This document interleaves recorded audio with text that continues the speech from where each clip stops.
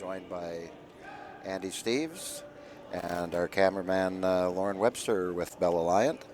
And you're watching this webcast on 360 Live, powered by Bell Alliant. Well, Andy, first draw of the 2020 Tankard underway. And we're coming to you from Sheet 4, where Terry Odishaw is playing Trevor Hansen. Trevor has had a lot of recent success and past success. Recently, he won the Bonspiel, which is known as the Dominion. I think that was a couple of years ago. And he always has been a very avid curler. And recent years, he'd been devoting himself to his studies. He's got a PhD and is a professor at UNB. But now he's able to devote more time to his curling and has done quite well. Terry Odishaw is a name I don't think we really need to introduce to the viewers because he's had great success. A few Briars under his belt. Exactly. Yep. And I see we've opened up. It looks like it's going to be an open end. The first rock was into the house, and they immediately played a takeout, so not taking any chances in the first end. I will assume that we'll have quite a complex game here within an end or two because both Trevor and Terry don't mind using cards and mixing it up a little. Mixing it up, yeah. Yeah, I would say that that'll probably happen in the, if not in the second, the third end, and it's a feeling out process right now, and see what everybody does to start out. That one came up a little short, so I would say maybe we might even see something interesting start to happen now. Right, the challenge might be on now. But it is normal, Frank, isn't it, that when you're in competitive play that you do go up and down the ice for an end or two, just because the ice, neither team is based here. We have a timeout being called on Sheet 4. I'm not sure exactly why, but something going on here. We'll see what it is in a minute or two here. Just to bring you up to speed as well, we'll be coming to you from Sheet 4 all week on Bell Alliant through 360 Live. On Sheet 1 today, Scott Jones is playing Rene Camo. On Sheet 2, James Grattan is playing Ed Sear, and Jason Roach is playing Ryan Kane. So we'll keep you updated with some scores from those games as the afternoon rolls on as well. Do you see anything that took place out there, Andy? I don't know. One thing that could occurred to me is I see the officials are conferring on the side over there. I'm not sure what has taken place, but we'll... Yeah, they're still waiting. Chris Jenkins is in the hack for the Hansen team. They're waiting. Perhaps there was a delay for the broadcast, Frank? Maybe? No, I don't think so. I think it was something to... No, Trevor's coming down the ice. Yep. Oh, is it a broom issue? Oh, they switched brooms. I'm not sure. By the way, the heads, the fabric material that's used put into contact of the ice from a broom is standardized, but that wouldn't have been it. Maybe Trevor had grabbed the other fellow's broom by mistake. I think so, because I think you're supposed to be playing with the broom you start the game with throughout there now. So right. But we're back at it now, and it's Chris Jenkins. Chris Jenkins throwing his first second stone of the end. Yeah, who is the lineup on the Hansen team, Frank? Yeah, the lineups, Trevor Hansen is skip, Adam McDonald is the mate, Chris Jenkins second, and Chris Cogswell is throwing the lead rocks. For the Odishaw rink, Terry Odishaw is skip, Mike Kennedy is third, Mark Lecoq is second, and Grant Odishaw is lead. Now, we don't know at this point in time as to who's going to be throwing the last stones. A lot of times when Terry and Mike play together, Mike Kennedy a lot of times will throw the fourth stone. So Yes. we'll be able to tell you that when the third stones are ready to throw. Right. Mike has done that before, Frank.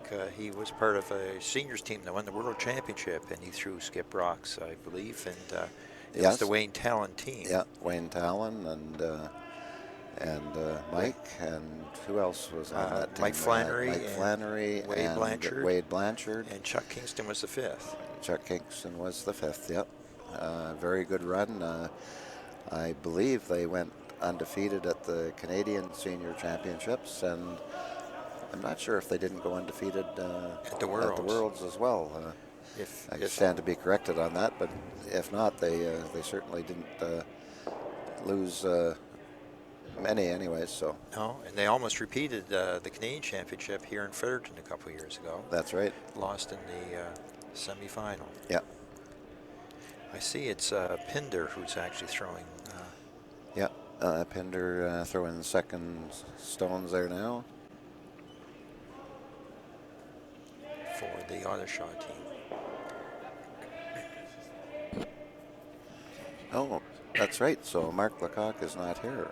No, So Mark Lecoq's there. I think it's Grant Odishaw who's sitting this one out. Okay. They don't show an alternate player on the program here, Right. so got me a little confused there. Yeah, I did. I read an article, Frank, just before the game here in the Gleaner, and it mentioned that they were going for 5-person lineup. A lot of teams are doing that now, especially if they feel that they're going to win the Tankard and go on to the Brier in Kingston, Ontario. They might want to have their fifth with them and maybe throw a few stones in a couple of the games to make sure they're all on the same wavelength. That hasn't been that common in recent years, but in the past, I remember the Team Quebec, the famous Guy Hemmings team, had a 5-person lineup. And I've heard Kevin Martin speculate that maybe that might come back into vogue because the sweeping, the wear and tear on front ends especially, it might be good in prolonged bonspiels, especially some of these teams play every weekend, to spell each other off. Well, I see the Odishaw team who has the hammer have got something set up there now. They're shot rock in the rings and looking at taking that stone out that was hit the guard and rolled into the rings. So if he can hit that and sit on the nose, he'll be well set up to probably take a deuce in this end. Yeah, and it's Mike Kennedy throwing the rock. This will be interesting to see, Frank, because with the work the ice folks did and the texturing on stones. Oh, look at that. Actually, it did not curl. Just a little up in the weight there, and it just hung straight and rolled out of the rings. So now we're back to a potential blank end. And that big gust of wind you heard was Trevor Hansen breathing a sigh of relief because the deuce was set up and we were into mate rocks. But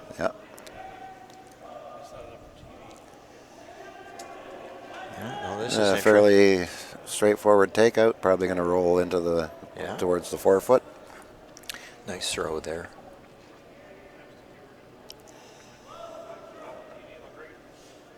And it's difficult. I didn't mean to imply earlier that Mike had missed a shot at all. It's just that this is their first game on this ice. And sometimes it's hard to figure out where to put the broom down, isn't it, Frank? It is. The rocks here at the Capital Winter Club are just really past 2 years of use now, and they're well textured and very aggressive. So you have to be very careful. If you don't take much ice, you better make sure you have a good bit of weight behind it. Otherwise, it'll over curl. And if you get a little outside the broom and you have too much weight, you're probably going to miss it on the pro side, as they call it. Right. The other thing is that you'll notice that probably a lot of people who are club curlers like myself watching the telecast here, you'll notice a lot of the throwers, they will not do the lazy delivery. They will give it a little pop as they release it, just to make sure it's on the broom and with good weight. Yeah, that's a very good point, Andy. Myself included, being basically a club curler all my life. When you get aggressive rocks like this and the ice is curling quite a bit, you have to make sure you get that 3.5 to 4.5 revolutions on the rock, or your rock is just going to go sideways on you when it starts to slow down. So, mistake made by a lot of club curlers. So, Right. you won't see that with these guys very often. No, you really shouldn't, especially with the Odishaw team, because they've played so many times on, competition caliber ice, arena ice, and so on, that it's not something that they need to think about. I would assume that Trevor's team is probably about the same, most of the teams in this competition. But if there was a club curler that got picked up as a spare or whatever on one of these teams, his mates would have to remind him to make sure that they're on the broom and they have a clean, positive release. Yeah, that's for sure. You saw it there with Trevor, the way he released his stone. That's might have been too positive. He's not going to stick around. No, that's fine. But that's okay. Terry will have a throw through here to blank the end, I guess. Yeah, this is a throw through to blank the end. Now, do we have any scores up? Sheet A, Frank. There's Sheet A. Como. Is that a 2 I see? Yes. Up there? And that would be for Rene Como. Took 2 in the first end against... or no, that's not. It's reverse. It's reverse. Scott Jones took 2 against Rene. Right. And Scott Jones would be one of the favorites in this, there's no doubt. And I'm not sure because they didn't put anything up by the Sear name, but who had the hammer in that one? Grattan had the hammer, and it's a 0, so they blanked the first end on sheet 2. And I can't see, nothing's been put up on sheet 3 as yet. That is the game between Ryan Kane and, is it Malay? That is Kane and Roach. Jason okay. Roach, yes.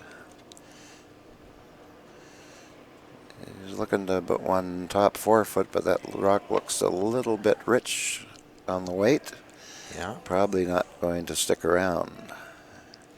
No, slid right through, so Terry will go for corner guard now, and we could have some rocks in play on this end.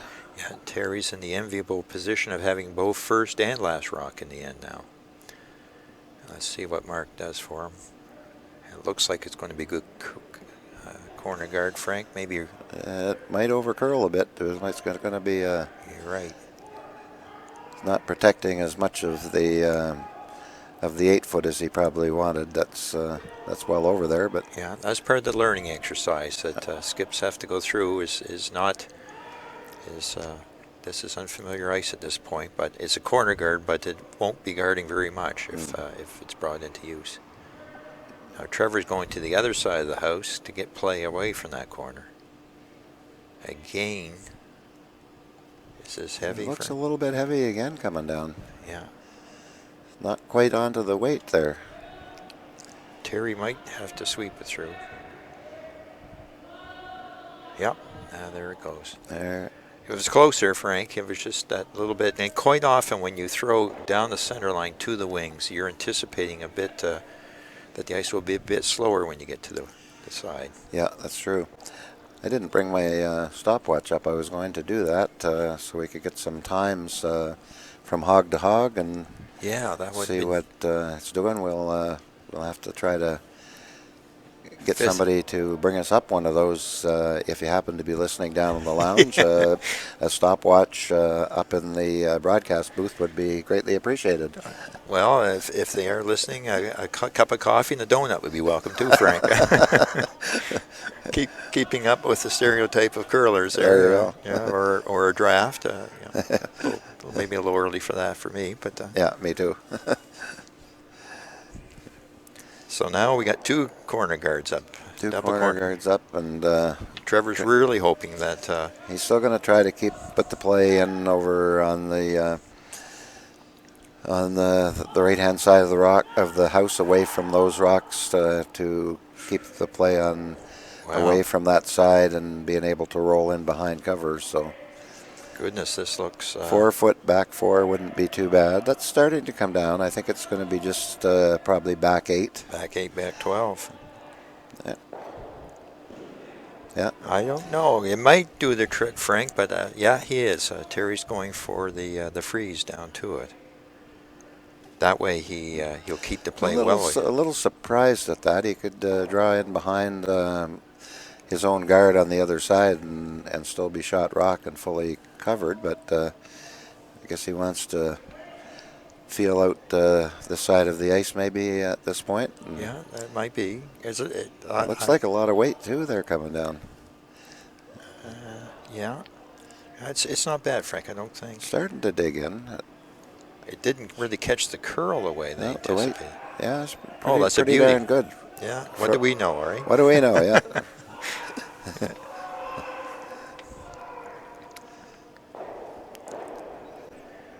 All right. So sheet 3, we had Kane, who is the Blue Rocks. It looks like he scored one. He stole one, must have, against Jason Roach in that first end, because Roach had the hammer. So that game is a steal in the first end. Terry is doing cleanup on sheet 4 here with this way. No, sir. Trevor got a good result. Terry did not. It jammed. It didn't curl as much as they hoped. Actually, Terry got the break. Oh, Terry, that's right. Yeah, because he's yellow. Yeah. Yeah. Yeah. So now he's going to go in around that corner guard that he's got over on that side now. And you and I were wondering why Terry went to the open side. Now we know. He was hoping for an error like that. Well, that goes with knowing your players, if you played with them for a number of years, and what shots they're great at. And I guess he knew that he could lay one down to that blue rock and put it in a position that it might not be able to be removed. So right. Pretty good draw there, but I don't think it's totally covered. Probably can see about half of that. Yeah, at least. And with the curl on this ice, should not be a difficult takeout. Might even be a double there with a quarter rock, but I don't think he wants to risk too much on taking on the double in this case. No. Just get rid of that one and roll over in front of the yellow would be a great shot. All right, it's on its way. They're sweeping it early. Yeah, Chris is working very hard to try to keep it straight, and I think it's over curled and is on that high guard.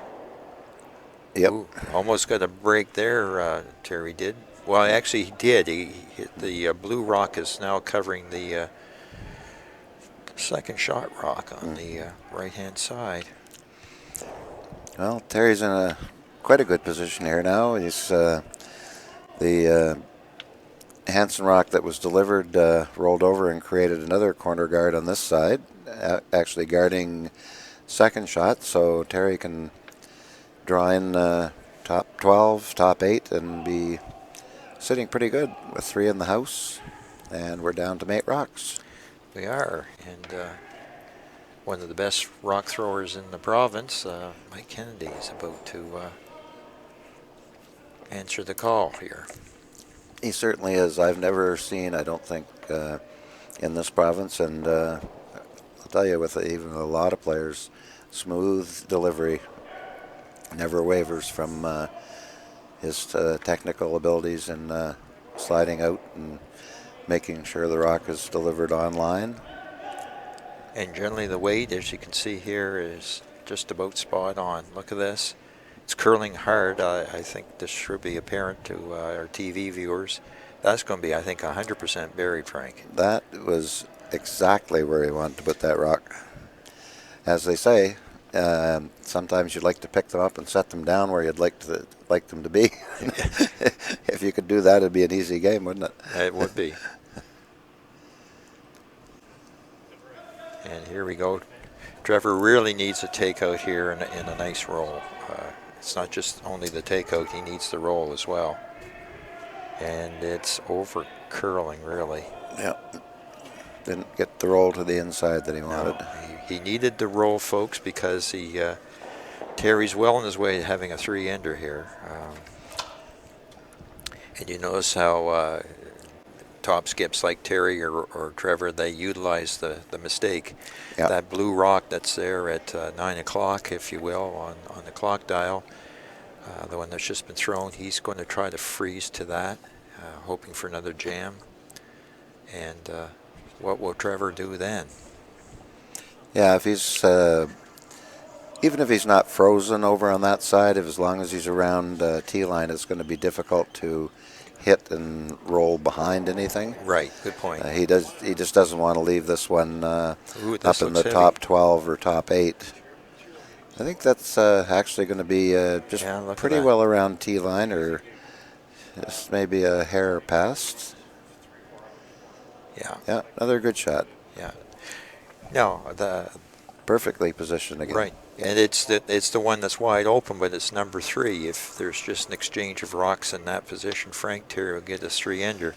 So you notice that Trevor and his mate, they're looking at trying to attack the setup on the right side. He's got a tough decision to make. Could with the way this ice curls, he could curl in around and come to that shot rock at the back of the 8-foot, and if he gets in there, it would be great. The other option he's got is to run his own blue rock back and at least get rid of one of them and maybe even get a double. If he tries the draw around and happens to be a little heavy or rubs off, then Terry could be sitting 4. So with only with a couple rocks each left, it's going to make a big difference on what happens in the rest of this game, I would say. Yeah, I'm not surprised at this call, Frank, because if nothing else, Trevor will get rid of the guard, which probably could enhance his position on his next shot. But the run back, actually, Trevor can throw a big weight quite well. So this, I definitely think he wants to get rid of at least one of those, and probably save his shooter in the rock that's being raised in the house somewhere. But we'll certainly see what happens with this one. And again, folks, remember this is new ice to Trevor. He's not a member of this club. He like Terry, he's trying to guess what the proper line and weight combination is. Now they're keeping it clean.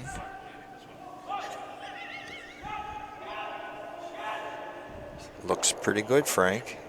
Oh, gracious! What a great shot! Cross the house. Cross the house double and open that up. So well done, Trevor. That's a saving rock for the Hansen team, because I agree. That could have been a huge end. Now we're looking at probably a maximum of 2 scored in this end. So no, Trevor threw that well, and like I say, that's not a position you want to be in your second end, is trying to be throwing run backs on strange ice, but he did very well. Especially a run back across the house double. Well, that's right. I actually think that was plan B or C. Certainly he made the first object, which was to do a good run back, but the roll was a bonus for sure. Normally, you and I could make those on a Monday night anytime we're called upon to do it, right? Yeah, but, once every 5 years or so, Frank, and then by mistake. Yeah, by mistake would probably be the right the right call there. Right. Nice weight by Terry, by the way. Yeah, they've got the weight down quite well. I guess nobody heard us downstairs about bringing that stopwatch up here. Yeah. Or the coffee and donut. But the ice looks like it's picked up quite Yes. well. From what I'm looking at those, I would say we're probably looking around 24, but only guessing at this point. It might be. It's just the couple that Mike threw and the one that Terry just threw now. If it was 25, I think it would have slid a little bit further. Just the look of it. But it could get up to 25 here.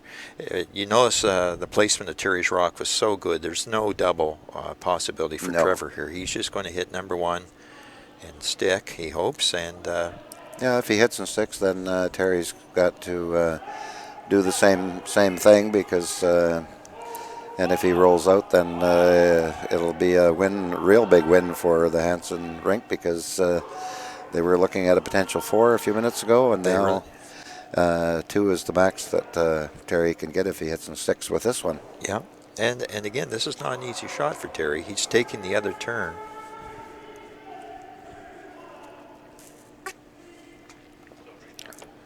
Yeah, this is one of those ones we were talking about. If you, especially with the outside in Yes. turn, if you up your weight a little bit, with a lot of rotation on the rock, it's going to stay fairly straight. And if you bring it down a little, then you risk the chance of over curling. So we'll see what kind of weight he comes at this one with. I would say with the ice they're giving him, he's going to want just solid board weight to make a nose hit on this one. Give the sweepers a chance to control where it ends up. Looks pretty good on the way down, but it might be over curling. It might be. Yes, it is, and wow, a complete victory. I mean, it's that was a huge victory for the Hansen team on that one. So Terry Odishaw, after 2 ends, goes up 1-0. And I see on sheet 3, Roach took 1 in the second end, so that game against Ryan Kane is tied at 1. And no other results there yet on the board. Sheet 2 is 0-0, Frank. They've finished the second end, but they haven't put the score up. No, so they haven't. You're right. Yellow had first rock in the third.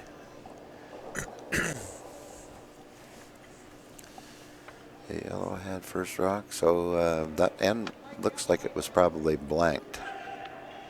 I would guess the same. Yeah.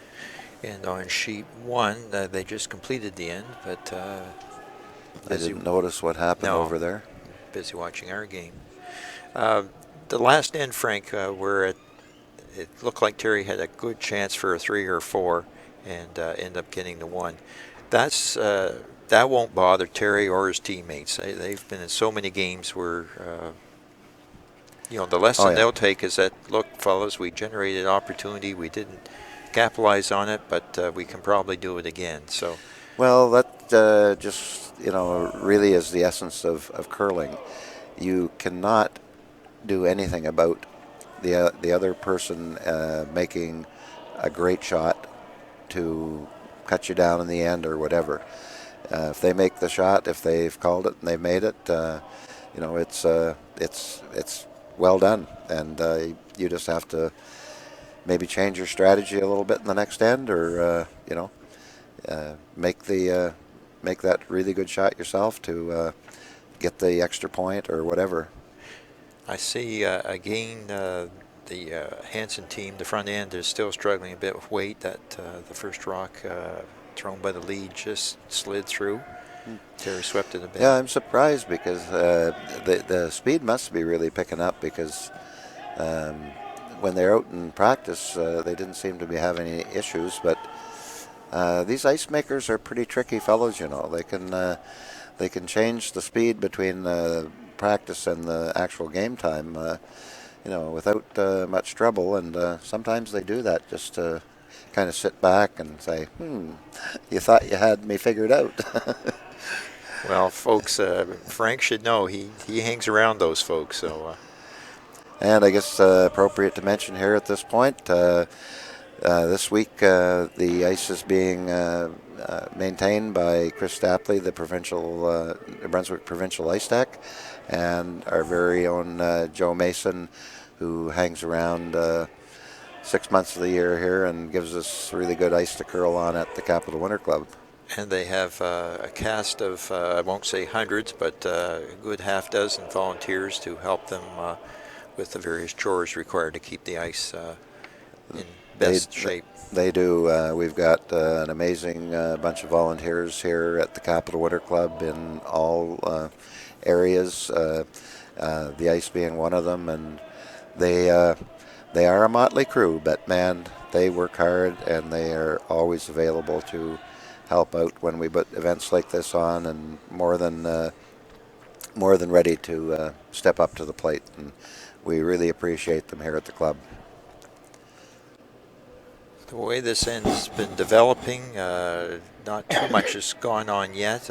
Terry does have 2 guards up, but Trevor is calling for the removal of the guard that's closest to the rings, the rock that really is the most dangerous because it could be split, it could be raised. And it's close to the front of the ring, so it's really controlling the it is that 4-foot area. He could go around and try to set something up for a deuce that way, but playing to the center when the other team's got those rocks right in front and they're pretty good at runbacks, it could get you in a lot of trouble. So he's playing it fairly close to his chest on this one. Yeah. Now Trevor also has last rock here too, so he would, if at all possible, like to keep play at the edges. Terry is going, putting the pressure on it for a steal. Not necessarily that he wants a steal, but he's putting his rocks in the steal position of guard in front of the button, and possibly, if there's a miss, to draw in behind. Yeah, they don't want to get too crazy with anything right now. And, no. I would think that Hansen would like to be able to. He might play the run back on this, but it looks like he's got enough to come around and maybe roll to the outside, and that's where he, as you say, would like to keep the play to the outside there, especially on the first couple rocks, and then maybe he might use that lone guard out front now to his own advantage. Pinder threw a very nice rock there that Trevor's trying to not necessarily remove, but at least remove from that location. They're sweeping it hard to get. Yeah, I think he's going to remove it and roll over to the right-hand side there. Great shot. That is a great shot. Yep. If you notice, folks, behind Terry, there's a rock, so there's even a slight chance of a jam here on the takeout. But again, this is. And Chris Jenkins was the one that just threw that rock, and Chris curls here a lot and knows the ice quite well, so pretty easy shot for him as long as the skipper gave him the right ice. Candy's got a good-looking shot here. Got a good one. He's going to just stay right there. And got rid of the backing. Behind. Yeah. Now we'll have to see if Hansen wants to maybe use that guard or just maybe try to get a little roll to the inside. He'd be probably in the back of the 4-foot. Not the most ideal spot, but he also could roll to the right as well. But the risk there is there's not a lot of room. Right. And if it's on the 12-foot, then Terry probably, if he's in a gambling mood, will try to go to the button. Yeah, that's going to roll out. So that's going to roll out now. Advantage back to Terry if he can get one buried behind that guard. And again, folks, remember this is. This is not home ice for either team, and even for people from the Capital Winter Club, it's not home ice because it has been brought up to championship conditions. And I see we do have the scores posted on sheet 2, and that is Grattan and Sear, and they are 0-0 after 2 ends of play. So 2 blanks put on the board there. Sheet A, we have Jones. I believe it's up 4-0 on Como. And on sheet 3, I think it's still 1-1 between Kane and Roach. A lot of rocks in play in that sheet. Yeah. Como stole 2 in the second end on that one, did he? Yes, he did. Oh, okay. No, Como didn't. Jones did. Oh, Jones did, yes. Yes. Sorry. Yeah. All right, on our sheet, Terry's team has put a great rock in behind the guard, forcing Trevor to I peel the guard. I don't know if that was the call or whether it was a run back. Probably it was a peel. Yeah, I think he was just playing straight peel, and if he got by and chipped that shot rock out, it would be okay. But he'd just leave another potential draw behind. Right. Anyways, so. And even if he made the run back, Frank, and stuck it, it was yellow onto yellow. So Yeah, that's right. Best to just get rid of it. And now Terry demonstrated last end he had a pretty good feel for draw weight. What do you think, Frank? How close would he want this guard to be to the rings? I would think that he'd want it about maybe 3 or 4 feet out from the rings, just enough that makes the run back a little more difficult, but doesn't allow an easy come around hit on the rock that's in the 8-foot now. Right. This one looks maybe a bit light, and it might over curl a bit. Yeah. Oh yes, it's gonna over curl enough that I agree. he should be able to come around that with soft weight and maybe even get a hint of a little roll to the outside there. If he gets his to the left, and if he gets his rock even 3/4 buried, it'll put him in a good position. Yeah. Yeah, Terry's rock definitely over curled. From the hack, you would probably see about half that rock, but really on this ice, that guard is not really in play. It's in your vision. That's about the only thing you could say about it, because if Trevor throws on the broom with the right weight, he could probably nose his rock, the number 1 rock. Oh yeah, actually you could get to the other side.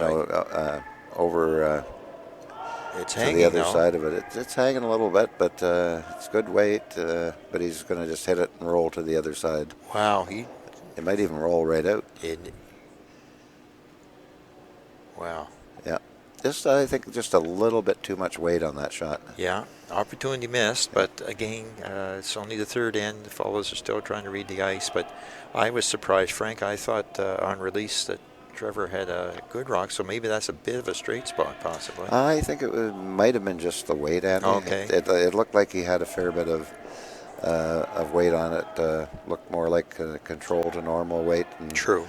Probably could have got away with a little downboard or hackish weight. But I think maybe they're a little tentative on the amount of curl with the lighter weight. So it's probably get rid of the rock and take our chances with the next one. Yeah. And this will leave Terry with an opportunity to bury his rock, but as Frank has pointed out, that is quite a high guard. So I think just about anywhere that Terry puts this, it will be accessible if Trevor wants to take it on that risk. They're sweeping this quite hard. I don't know. There, it's starting to curl now. I'm not sure how much he's going to be able to bury here. I would say it's not going to be fully buried, but it's awful close. Wow, did you see the finish on that, Frank? The last couple feet there. That's actually fully buried. Wonderful shot. Yeah, and I did sort of a mental count from hog to hog, and I'd like to be able to confirm it with a stopwatch, but that looked to me to be somewhere in the 14.5 to 15 range. So. Yeah, I'm not surprised. Yeah. Because that really looked quite slow at the far hog line there, but the sweepers were able to carry that and, like I say, finish it quite nicely. So Trevor is going to try to outdraw that. In other words, be closer to the button than Terry's rock is at the moment.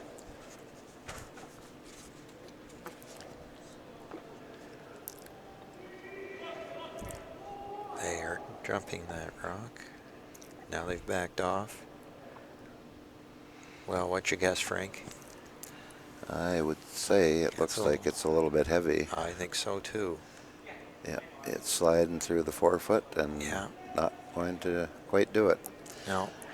I thought he took a little too much ice on that one. I thought he might have played just to tap that one back, but if you feel like you've got your draw weight in your pocket, you certainly had the full four to draw to. If he would have been in the fully in the four, he would have got his one and probably felt comfortable with it. And sometimes it just gets away on you a little bit. Yeah. So now Odishaw is up 2-0 at the end of the third end. We're starting the fourth end with Trevor Hansen having hammer, having last rock. And the way the game's going, it's certainly not out of hand, but I'm sure Terry's feeling a bit better than Trevor at the moment about the way things are going. But you and I were more or less forecasting quite a complicated game, but I must say, if I look across the sheets, ours is probably one of the simpler up and down the sheet games. Yes, there's certainly right now a few rocks in play on sheet 3.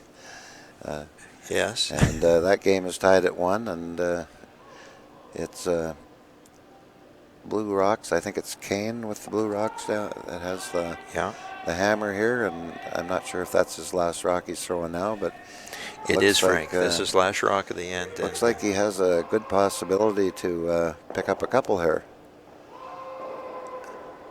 I think it's a steal for yellow for Roach. Not it might be. Yeah. Yeah, might have been. And on our sheet, Terry has thrown the guard back up. His lead has got his weight in the back pocket, and that's Mark Lecoq. We look like we're sliding a bit hard on this one again. The front end for Hansen is just having that little bit of an issue getting their weight down where they want it. They're about 6 feet heavy on the last number of rocks, and they'll want to resolve that fairly quickly, I would say. They will, because what this does is giving Terry the ability to dictate the way the end unfolds. Absolutely. Curling is like a chess game. It's putting your pieces in the right spot and,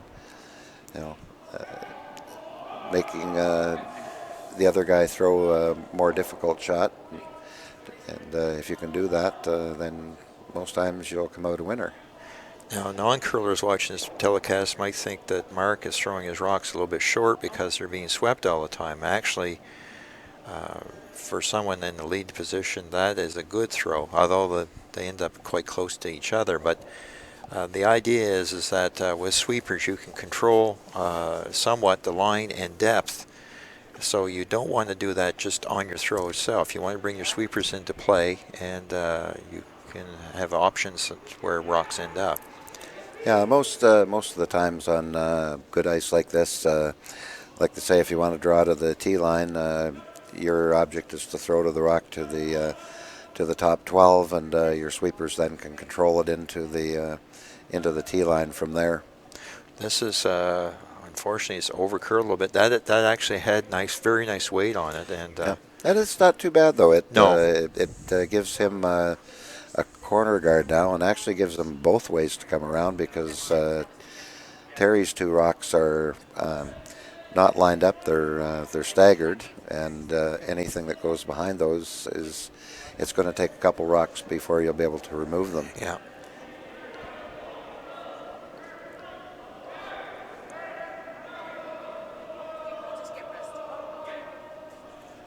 Now, we saw a big curl on the previous rock from the Hansen team, and look at this one go. Yeah, same thing. There's curl there. Well, they're going to roll it in actually. A little in, didn't get really covered. But good result, Frank. If you notice, those two yellows on the right are now lined up towards the forefoot. Yeah. And there's two biters for yellow as well. Yeah, so if Hansen rolls in behind that, it's going to be a fairly short and easy run back to remove it for Odishaw's team, and then they'll have three lined up in a row. So Here's Chris Jenkins, the left-hander. Yeah, we haven't talked about the left-hander thrower compared to the right-hander, and that can always bring in some interesting aspects of the game when you've got one left-hander and 3 right-handers on the team, because everybody has a little different tendencies with in-turns and out-turns, and the deliveries are the rock reaction from the delivery of the left-hander is quite a bit different than the right-hander from on the same shot from the hack sort of thing. Right. Now, Frank, we mentioned earlier about the 2 yellow guards that are being lined up. Sure enough, Trevor's rock rolled right behind those 2 yellows. So we might see more or less a double takeout, very simple one. Oh, wow. Oh, that was a significant miss. Certainly didn't see that one coming. No, well, I seen it coming, but didn't foresee that coming. Didn't foresee it. No, yes. But actually, any kind of hit at all, fairly full, and that top yellow rock in the blue was gone, and there would have been a dispersal of the 2 yellow rocks as well. Yeah, and I just noticed there on sheet 3 that was a steal for Roach, so he's now up 2-1 on Kane. And on sheet 2, it looks like Grattan took 2 in the 3rd end, so he's up 2-0 on Sear. And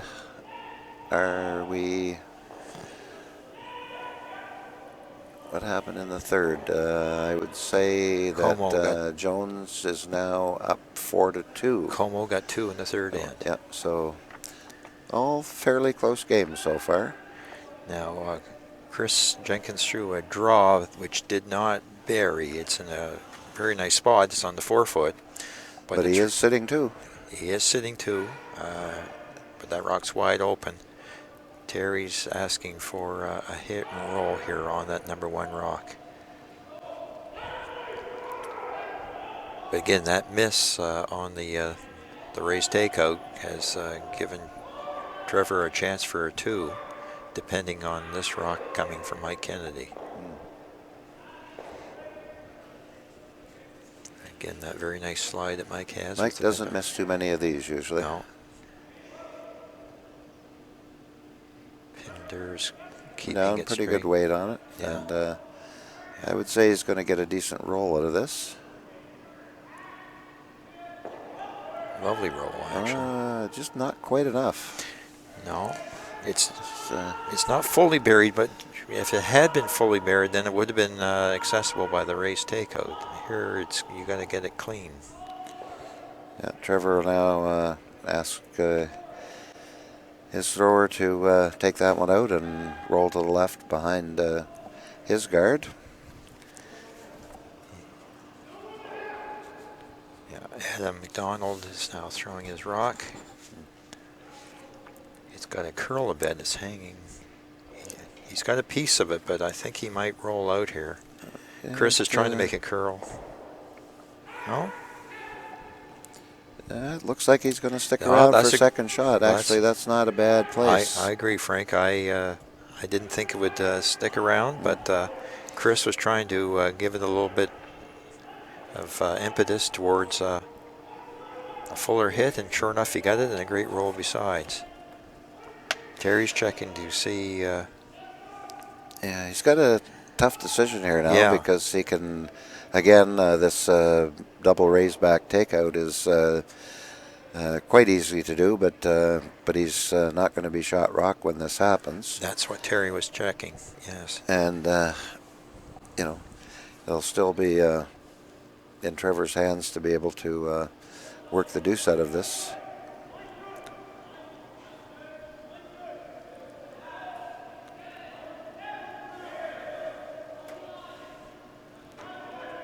Here we go. Mike Kennedy throwing this rock. He's got quite a bit of weight on Frank. He does. That's not backboard weight or anything. That's wow. Ooh, and that didn't curl enough, and now it looks like Hansen is still sitting two. You think? It's hard to see the top of that rock there, but it maybe that yellow one might be number two because he looks like he's going to hit it. Yes, he is. He probably wouldn't have otherwise. Well, yes and no, right? If you leave it there, then it's something for Terry to use. But I'm guessing, like you, Frank, that yellow is number two. It was not hit directly, so it was hit at an angle, so I had a chance to roll somewhat into the rings. Here's another one that's hanging straight. Trying to keep it straight so it doesn't jam. Great shot. It was a great shot. That was very nicely done by McDonald. Oh, now he's sitting three, and we have skip rocks to come. It seems that the even ends, the second end and the fourth end, are the exciting ends because if you recall 2 ends ago, Frank, Terry had an opportunity for a 3-ender. Yes, it seems this end of is the one that they want to mix it up in for some reason. Well, it's where all the fans are downstairs, and they're probably at the edge of their seats and watching it. And by the way, folks, the Capitol Winter Club would enjoy you dropping by and watching curling with a beverage in your hand. It's $5 per draw, and what, $20 for the weekend pass, Frank? Yes, I believe $5 per draw, $10 for the day, and $20, which gives you a pass from here through to the finals on Sunday. So very cheap entertainment for to come out and see some great curling and enjoy our newly renovated lounge. And as Andy says, maybe have a wet one at the Peddler's Pub. Yeah, all kinds of draft beer and other beverages available. We even have some non-alcoholic drinks too. Yeah. Now, Terry does have a fairly straightforward double here. And it must be in pretty good shape because... he jammed it. Stuffed it. Wow, he really did. Now, what would you do if you're Trevor, Frank? Where would you put your rock? Well, he's pointing right there to the top, just around the corner of that yellow one. And if he could do that and leave about a quarter to a half of the shot rock showing, it's going to be pretty hard for Terry to take it out and stay around. It'd be the Christmas tree, wouldn't it? It would be the kind of the Christmas tree effect, and really no double or no real easy double available because he just wouldn't have the correct angles to attack. So I think it's a good call by Trevor. I think it is too. You can put it in there. Actually, even if he has a good line and comes around that top yellow and maybe comes back into the tee line or bumps his shot rock up a little bit, probably won't be any kind of an easy double there neither. So we'll have to see what the results are when this shot is made. When we say Christmas tree, what we're talking about here is where one rock covers half the other rock in front of it. So the yellow rock would cover the one that Trevor's throwing now, and the one that Trevor is throwing now would cover the number one rock, right where the fellow's pointing with the broom, where Adam's pointing. He's got pretty good line on this. Looks like the weight might be a touch up. Yeah. But like I said, even if he does that, and if he moves his back, further back the better. Yeah, that's a pretty good result. Yeah, I agree. Terry's got a chance. He's got to decide now whether he wants to take on the double. And if he takes on the double, he might be able to roll over behind that guard on the left. Yeah. So. And there's the difference between club curlers and competitive. Mike was pointing to a couple particular spots on the ice, Frank. I'd be just happy to hit it on the right side. And, yeah, that's right. and get to roll and take my chances. But Mike is pointing out to Terry that there's certain spots that are better than others. Or as we say in club play, just make it go away. Exactly. Make some sound. Yeah, nothing worse than a silent takeout, I'll tell you. That's right. And Terry's another fellow that can throw big weight. What kind of weight do you think he'd throw on this? Would this be big weight, Frank, or would it be more like With normal? the ice he's taking, he's going to have a fair bit of weight on it, and it looks like he's in the normal to peel range on this one, and I'm not sure that's going to curl enough to make the double. No, he looked a little bit inside out on release, so he might make. Yeah. And that rolls out, and it's going to give Trevor a draw for a triple here in the fourth end and take a 3-2 lead. So, wow. Yeah, very interesting. Yeah, it was interesting how that happened, Frank. It was a fairly straightforward shot. Remember the yellow rays onto the two blues that was missed. Yeah, the one that overcurled and the other one that was kind of jammed. Yeah, it can happen in a hurry once you miss a key shot like that. If the other team can take advantage of it, which they did, and it all played out from there. Yeah. Oh, Trevor's looks like he's got pretty good weight on this for coming down for. Just got to be in the rings anywhere, and can even be back to his back one, and which it looks like it's 4 foot. Going to be close to T line, back 4. Yeah, good for Trevor. Very good weight. He missed a draw last end for the steal, but this end he had two quite good draws. So so that notches up the 3, and as we say, a 3-2 lead going into the fifth end. Don't see any other results up there as yet that we haven't covered. No. One thing that I'd like to mention as well, a lot of folks have been asking, and we've been getting probably about 5 or 6 calls, if not more, a day sometimes from people wondering when tickets are going to be going on sale for the Canada Cup of Curling, which Capital Winter Club and the City of Fredericton and UNB are hosting in November of this year up at the Aiken Centre. And my understanding is now that the tickets will be going on sale online around mid-February to the latter part of February.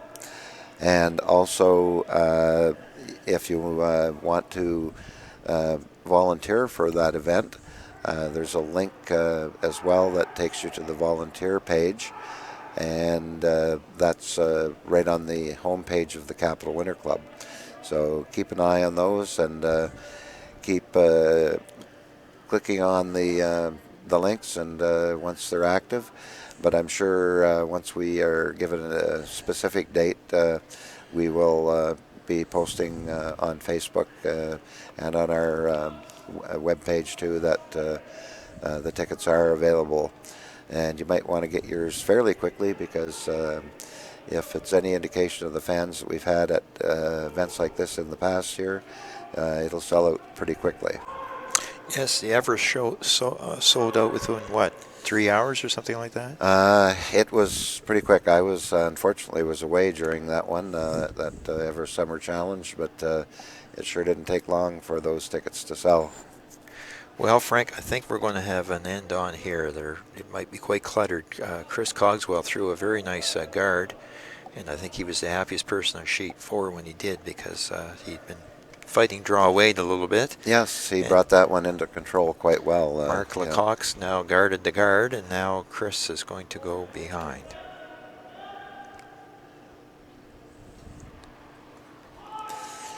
Another left-hander. Yeah, I think Terry was trying to go around that one with, with his leads first rock, but got a little bit light on it, and gave another guard there, which, again, can be good or bad for them. We've got a lot of rocks to come in the end, but that one by the Hansen team slid a little bit deep in there, so gives Terry something to work with back there now. Yeah, if you have last rock, you don't mind rocks that are at the back of the rings, because if nothing else, they can catch things. Be backing. Terry's asked Mark Lecoq to draw in. Again, Line looks pretty good. fellows are walking beside it, so it's either good weight or a little heavy, and by the looks of it, Looks a little on the heavy side. it does. Well, this is probably what we're talking about, Frank. I think the ice, we're now into the fourth end, is probably polished and as quick as it's going to be. So for the third time in a row, this time with Chris Jenkins, we're going to be trying to draw. The ideal spot would be what, Frank? Top 4, do you think? Yeah, you'd want it in. I would say just biting the forefoot. Okay. In behind there, and then Yes. really, if you hit it and it rolls a little bit one way or the other, then you've still got a pretty good opportunity to get it out of there without jamming on the back. That one looks a little bit maybe on the light side, but yeah, the sweepers held off on that. over curling just a little bit. Yeah, sweepers could have been on that a bit sooner, but the weight was actually what you wanted. Yeah, it was more the line. It looked pretty close on the weight, and it's still not in a bad spot because it's right there on the center line, I agree. Top 12, and I would think that Terry probably has to deal with that one now. I can't see him leaving it sit there. Yeah, I agree. Because that is the term that curlers sometimes use. That's the control zone there. A rock diameter to either side of the center line, top of 12. Yep, control zone, and put you in a prime opportunity for a short tap back if you need it, or if they draw around it, you can do the race takeout. So. Put you in good position, and they're trying to remove this rock now, and I would say sit right there and take that control zone back for themselves. Oh, he stuffed it on the back though. He did. It's funny. Mark was on that, which sweeping on Mark's side kept it a little bit straighter than if Mike Kennedy had swept it. But again, it's now Terry's rock that controls it, but there are two at the back, which may or may not be good news for Terry. I'm not sure. I didn't see what Trevor called on this one. He might be just trying to put one through the hole there. Either that or guard around center line. Okay. Certainly, this weight looks like this one's going to over curl, I would say, but. If he gets the right line there, he can always wick over and hit the rock more where he wants it. Wow. Yeah, it was just a little bit light and just over curled a little bit there. So that might have been a case, Frank, where this might have been a bit of soft release. Either that or the ice was tight. I didn't see. Yeah, it didn't look like Chris. Yeah, he might have got a little bit narrow on that one. But I just picked it up going out about halfway down the sheet, and it didn't look like it had the target line on it. I see there's quite a rotation on this rock coming from. Yeah, it's good rotation, and it's curling in there nice. He's got very nice. Look at that now, he's got folks. the nice weight on it, and he's coming right through a very tight hole, and he's going to be. Pretty well right where you want it, right on the top of the forefoot. So,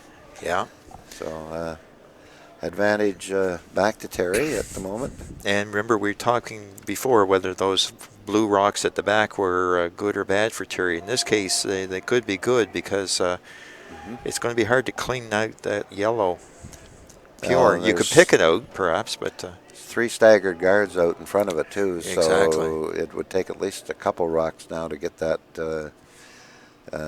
garbage, as they call it, cleared out of there, and they're, I think, well into the end now, so I don't think we'll see that happening.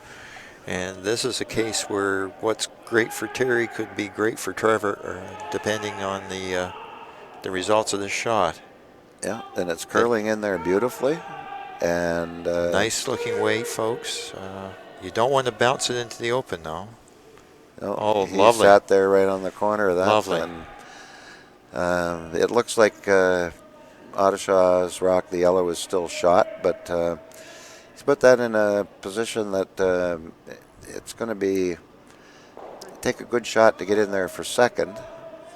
And interesting.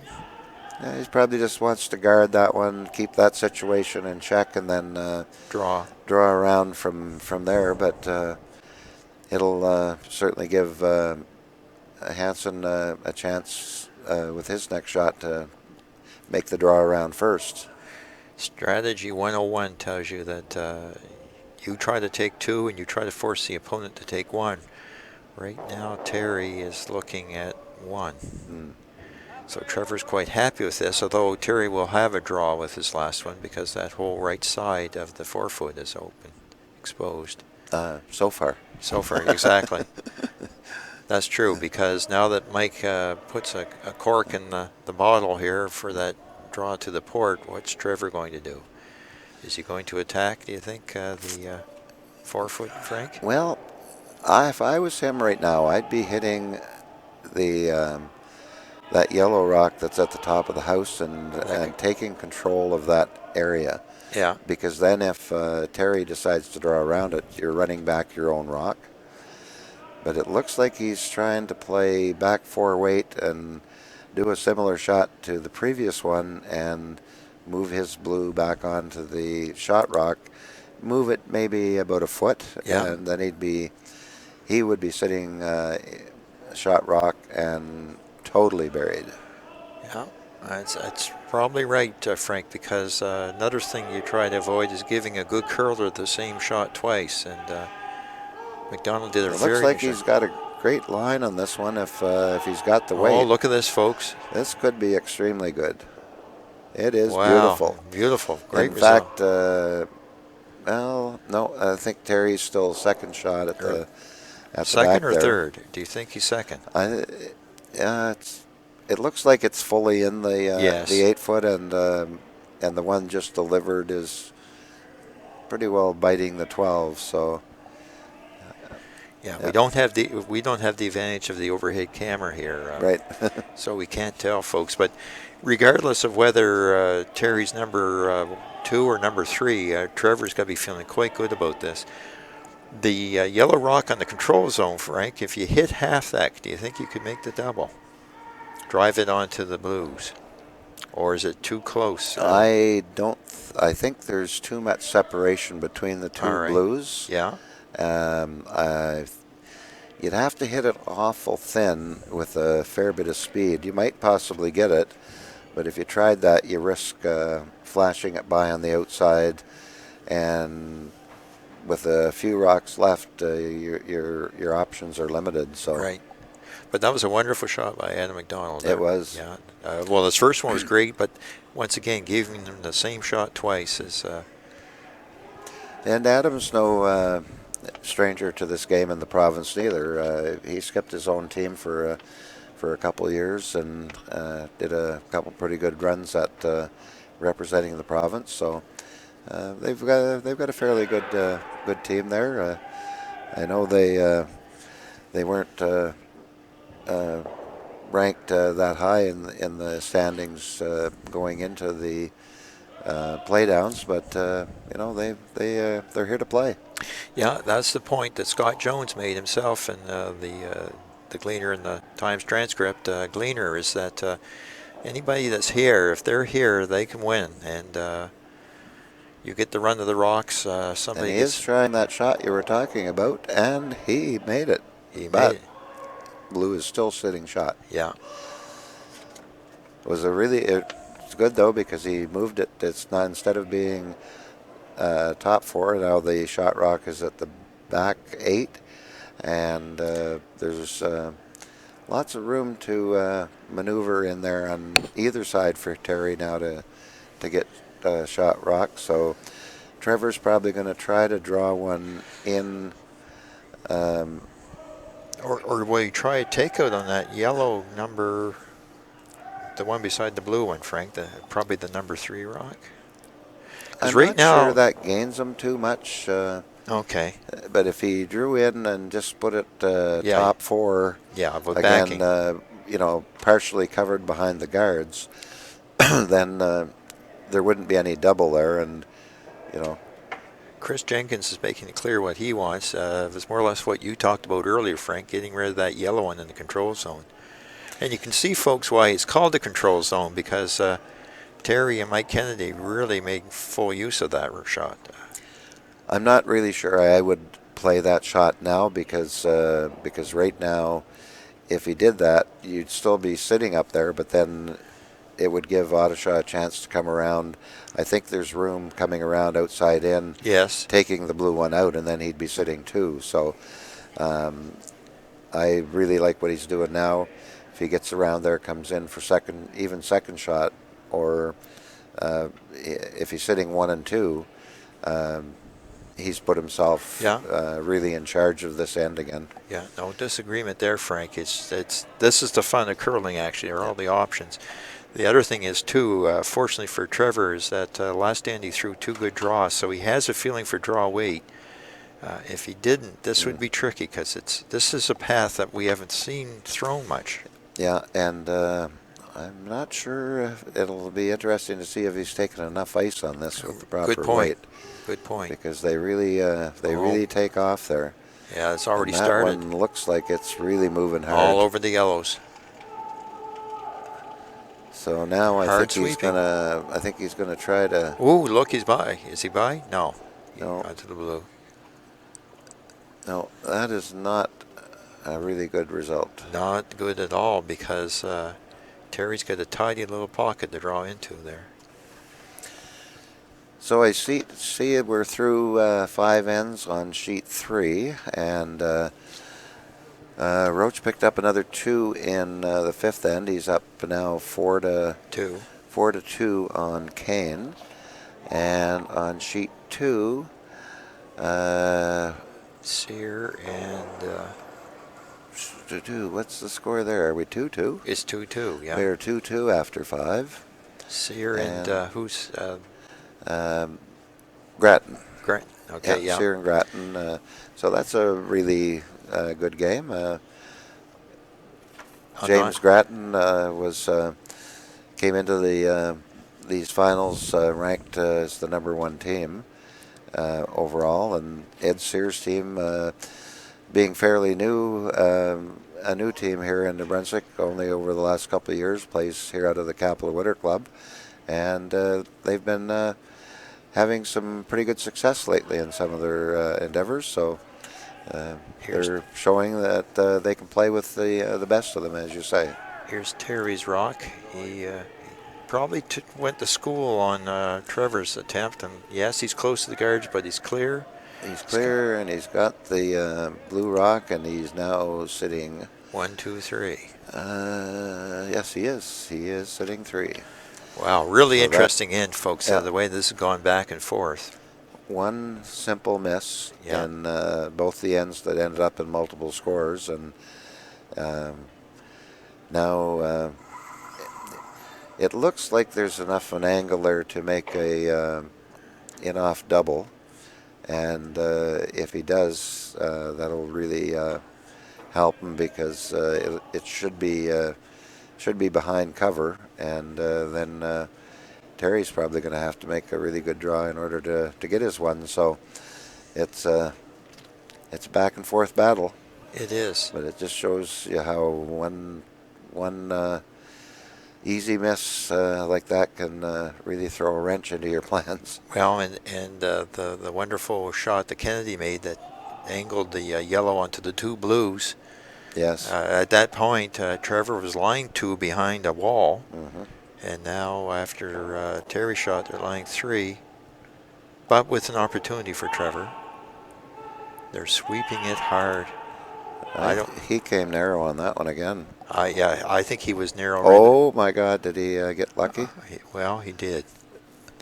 Oh, I'm not sure. I think it might have spun away enough, Frank. Yeah. Well, I'm not sure. We don't have, like I said, we do not have the overhead camera, but I think at the very end it spun out as opposed to spun in. The way he reacted on that one was almost like the rock picked out of his hand. But, I'm not sure. I couldn't see the rock do anything. And they were sweeping hard at the time. It wasn't like it picked and then they swept. They were sweeping it hard, more or less out of his hand. Yeah. This, I think, is a draw for 4. Yeah, I would say it's definitely a draw for 3, and depends on how those rocks the top of the house. It almost looks like I can see a little bit of white under that yellow rock, and Yes. and none under the blue one. I so agree.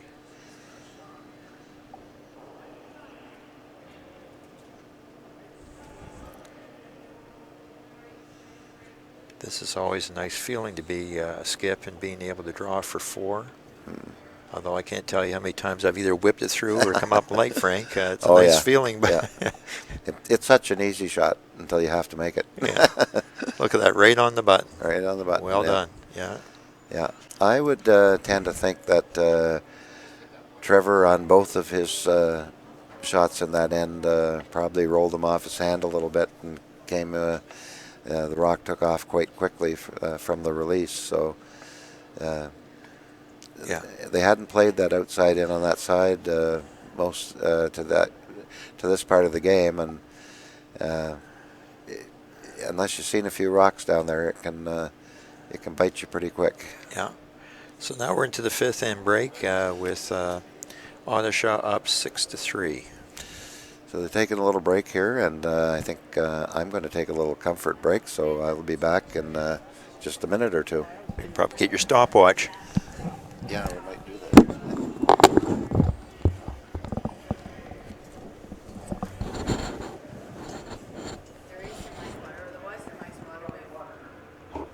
That's empty.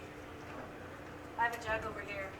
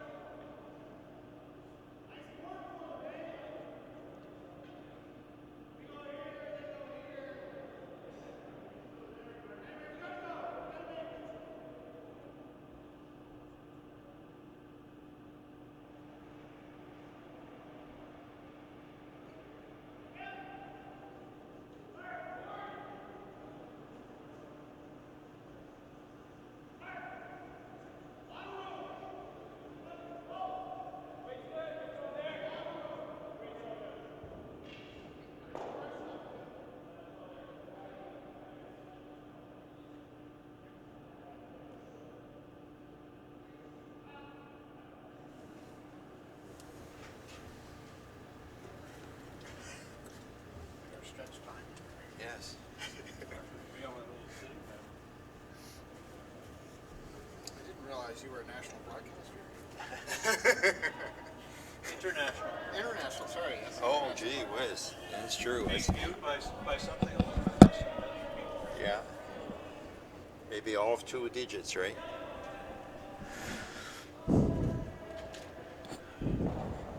it's hard to say.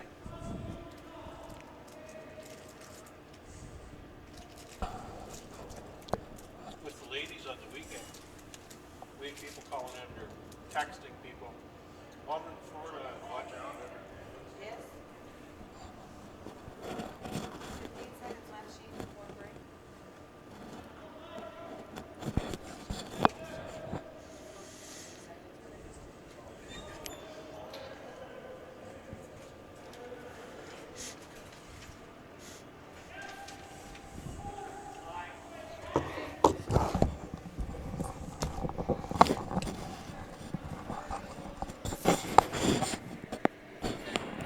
think we're on. Frank Armstrong here, back with you at the Capital Winter Club, along with Andy Steves from sheet 4. And after 5 ends of play, we now have a 6-3 lead for Terry Odishaw. On sheet 3, the game between Kane and Roach. The score is, what's that, 4-2? Yeah, 4-2. That is 4-2, yeah. For Roach. On sheet 2, between Sear and Grattan, it is it's tied 2-2. And on sheet 1, it is, I believe it's 4-3. Someone's in the hack, so it's hard for us to see there, Frank. Yeah, can't see the total score there on that one. Our game has just started.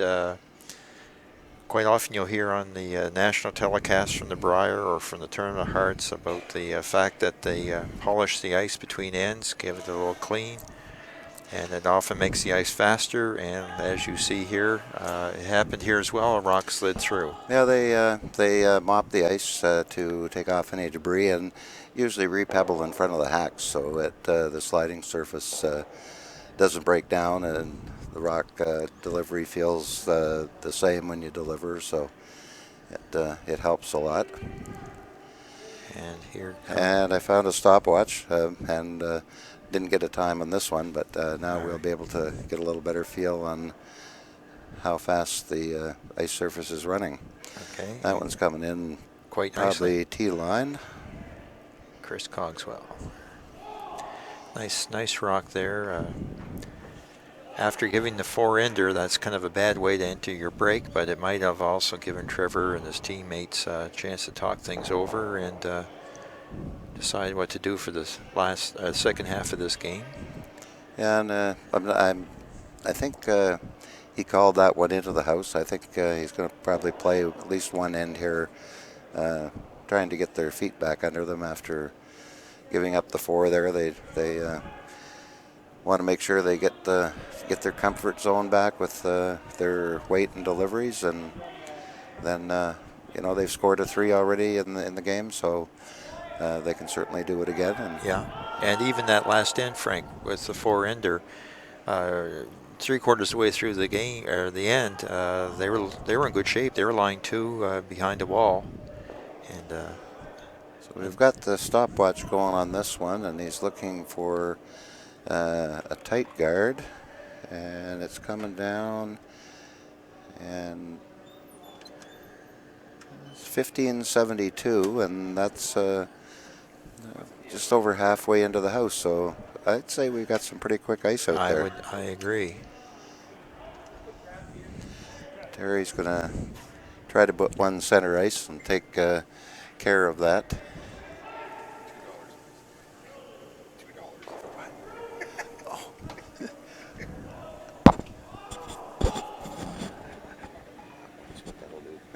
Okay. You don't want it cold? I can change. Oh well. I'll know next time. Terry's asking for the center line guard.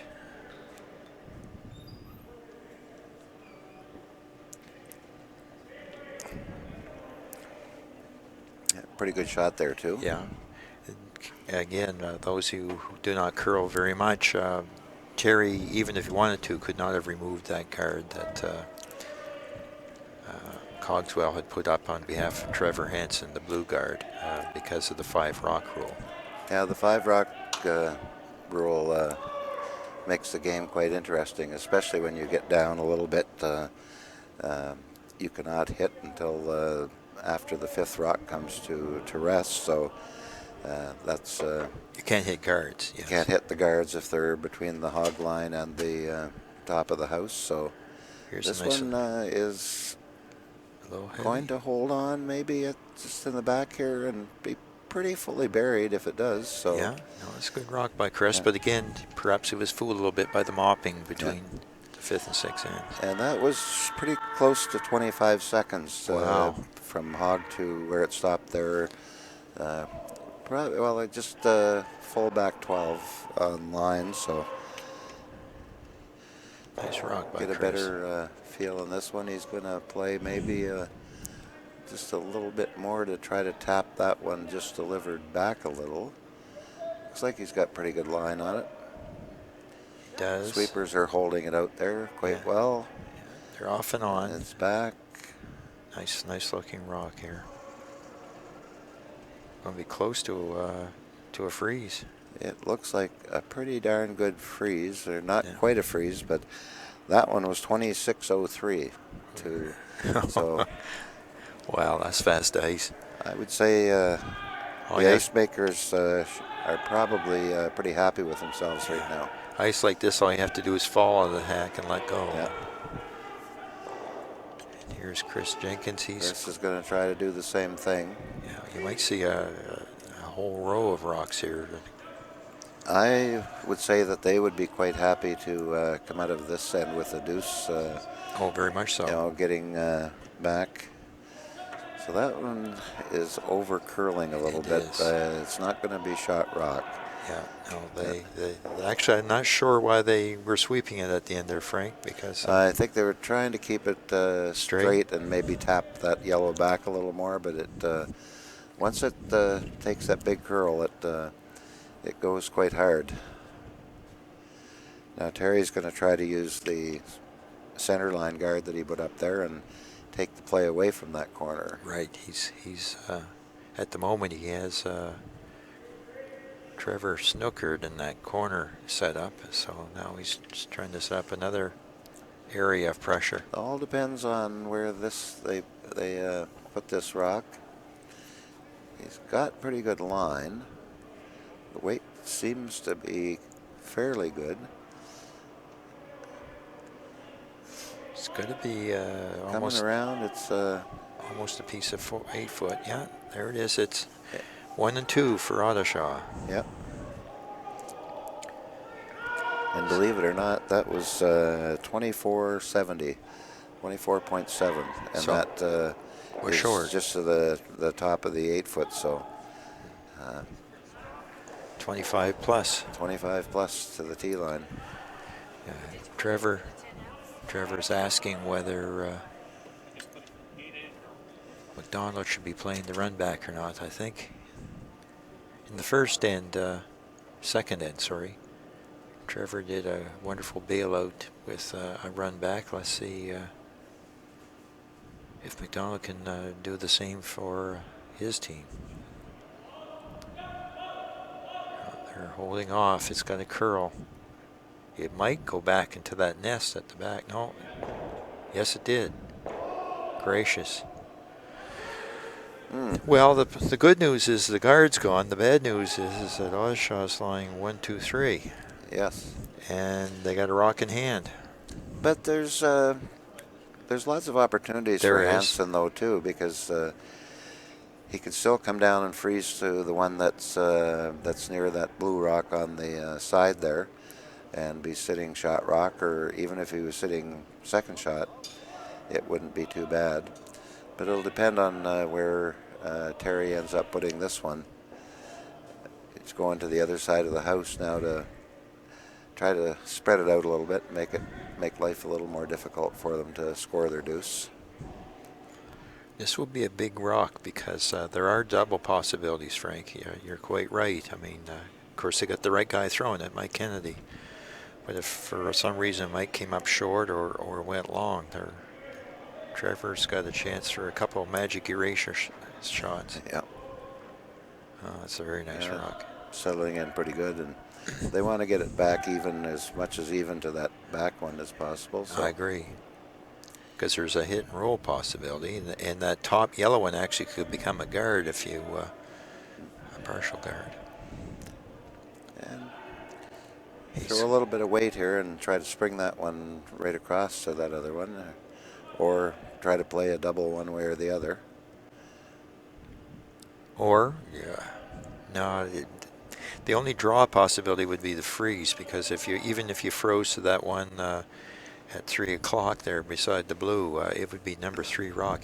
He's got to do a hit here. Yeah, and it's getting late in the end. If he played the freeze over here and was only second shot or third shot, Right. Terry just guards that one that Mike just put down there, and then it might be very difficult to actually score in the end. This one's hanging out. It's not going to roll to the inside. It is number 1, but which means Terry's got to deal with it. But yeah.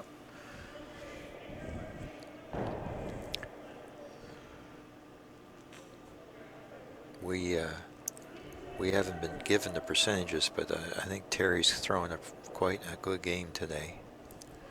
I can think of one miss, but I can think of a lot of very nice shots that he's made. And Kennedy as well has thrown very well. Yes. Looking over there, we thought we had a 4-3 score on sheet 1, but it's actually 7-3 now for Jones over Cummo. Okay. They that one, and 2-2 on 2. Yeah, and Kane. And 4-4 on yes. on the Kane and Roach game. So yeah, a nice shot there by Terry, removing the blue. There's chances for doubles, but I don't see any quadruples, Frank. no. Trevor's going to be forced to get his one here unless he gets a very nice roll here. And he's showing the roll he wants.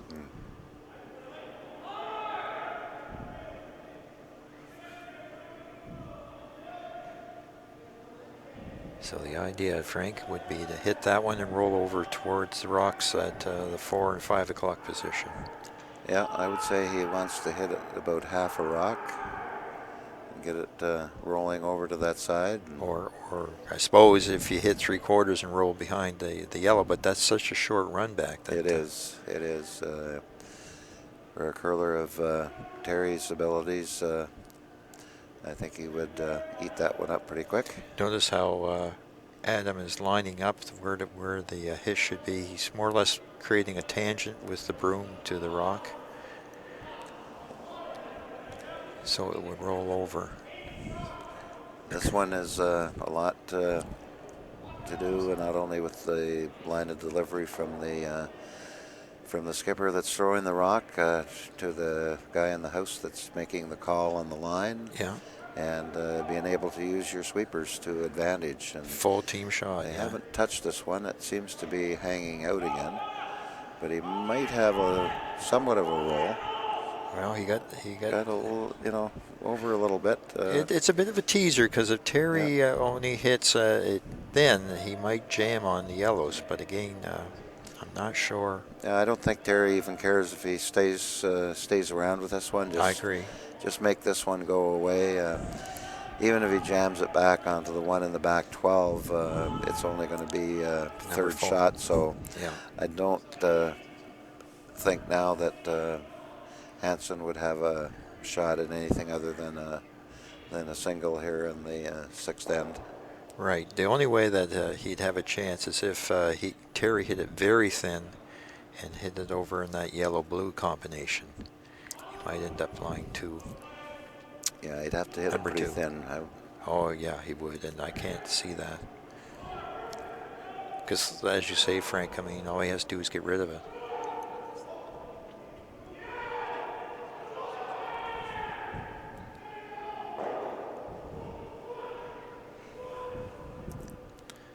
Here we come. Terry's sliding out. Nice clean release. Sleepers are with it. Mike.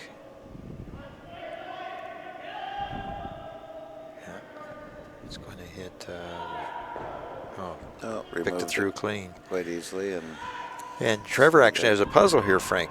You hit the one just thrown, or do you draw? If he's feeling good about his draw weight, probably most people would draw. But Well, I'd be very tentative to playing a hit against 4, because if you roll out, it's yeah. At this point in the game, you should be able to have full 4-foot, or even a bite of the 4 in your pocket. Even for full weight. 8, yeah, full 8 will do it. So I Yeah. think this is the call. I mean, Yeah. he discussed it with Adam, and Adam's put the broom. Yeah, tapped the button. And a lot of people, a lot of club players would sometimes that shot rock that's over there, take the ice to draw down to that one, thinking that if you're a bit Yes. heavy, then you got some backing. But that really doesn't work great in most cases, because then you tend to overthrow it a little bit with that thinking in mind. So the adage is that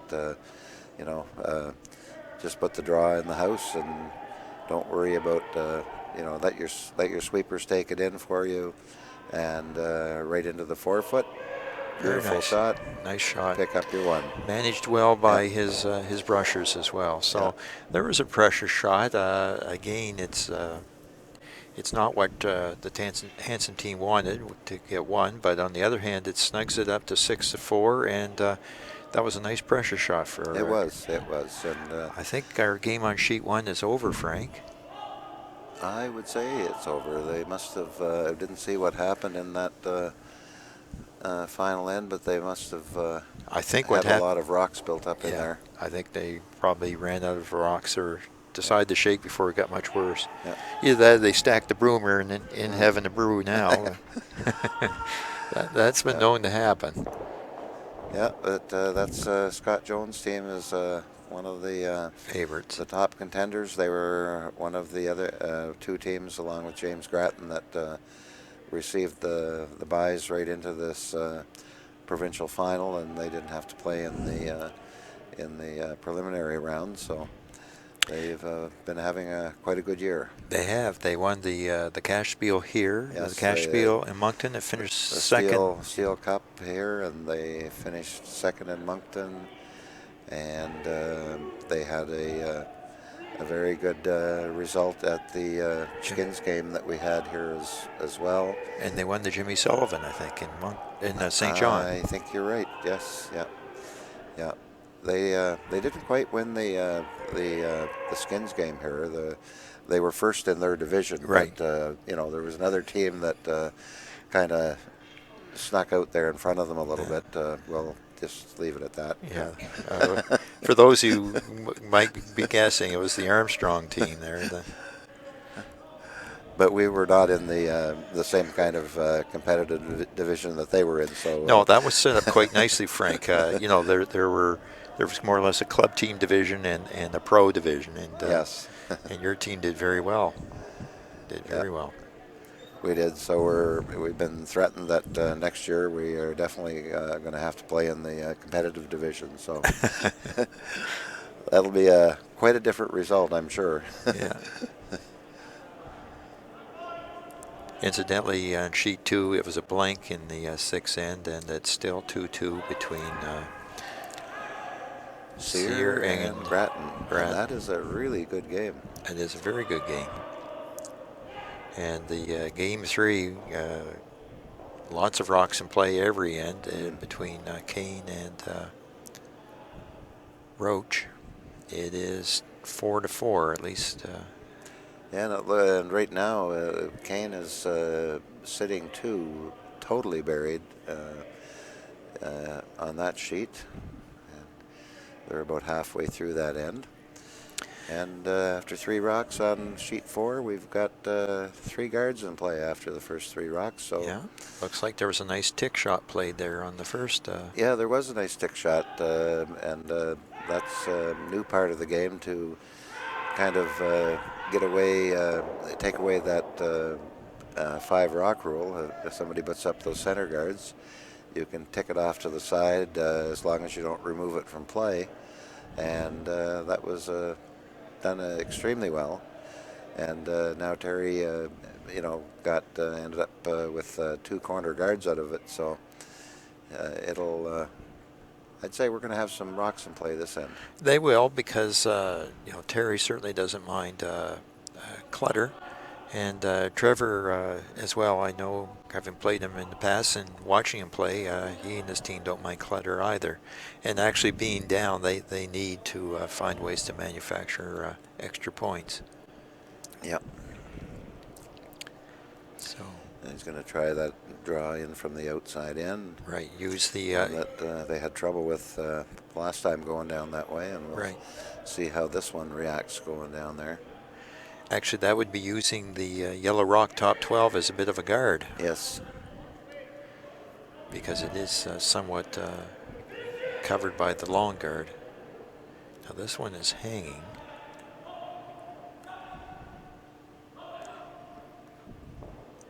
Yeah, it was a little bit heavy, and they actually swept it to get a tick off that other guard to actually keep it in play at least. And that's that was Trevor being alert to a plan B, and that was a plan B shot. Yeah. If he would have let the rock go and over, curled past the guard, it would have been right through the house. And yes. Now we've got a little bit of a cornered guard situation going on up there, and it'll. Again, whoever gets in there first could have a great chance. Here's the weight on this looks quite good. There's going to be a big curl occur just about now. I guess it is going to get by the blue-yellow combination. Yeah, it's by it by about a foot, and it's probably going to end up being almost buried. Almost buried, yeah. The finish I'd is so say, strong. Probably got about a third of the rock showing. Probably could try coming around that way, but I think he's going to try to make the double on that one yellow in the center and try to angle it back. Yeah. And if it's made, probably Terry will then try to remove the center line guards.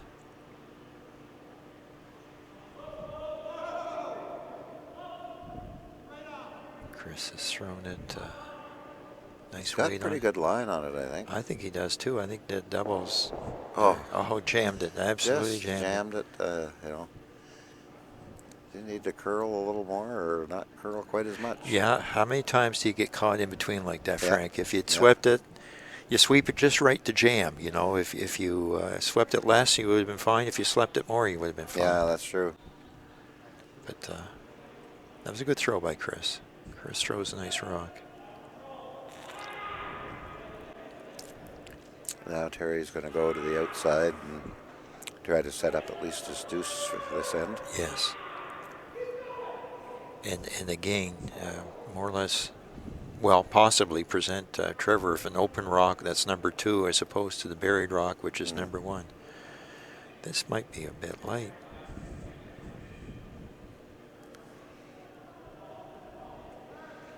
That was No? Pinder's stone, wasn't it? It was, yeah. Another good delivery. And yeah, he's thrown some nice rocks this game. Yeah, and that turned out very well. It's from our viewpoint, it's more or less totally buried, and it is number 2. I thought the blue one at the top of 12 might outcount it, but it might not even be on the ring. Again, we don't have the benefit of the overhead camera here. I believe Pinder plays out of Curl Moncton. Okay. The rest of the team does, I think. Yeah, except Mike Kennedy, of course, who's from the Grand Falls area. Yeah. So I believe that's where he's from the Moncton area as well.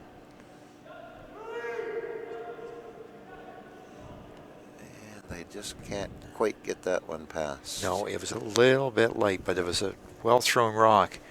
And it's a puzzle for Terry. I mean, he can't really leave that there. So what's he going to do? He's going to get rid of it.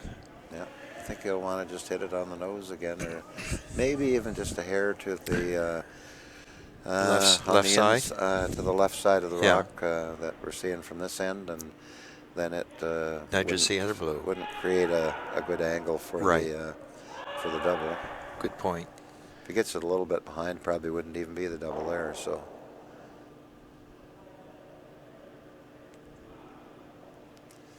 that little bit of an inch either way on some of these where these rocks end up can really make a difference on Yeah. on how the end plays out. That one looks like he's not going to get any rolls, so there's still a potential double there. There is. There is. And in fact, there could be a triple there if he. That's true. If he gets that one, I would say if he probably hits about a full half a rock or so on the Center line one. center line one, that might go over and take out the one on the right as well. But the possibility of a jam on a blue over there, but I think he'd be quite happy to get rid of two of them. Yes, he would. According to Kevin Martin, it requires 90 degrees, and hitting the one top 12 on the center line at an angle that drives out the one on the 4-foot means the shooter will roll towards the other yellow, but I'm not sure about the angle. And Frank, you're right. I mean, they'd be very happy with the double at this point.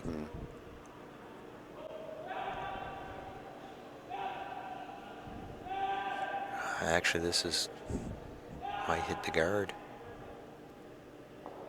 Wow. Oh, Wow.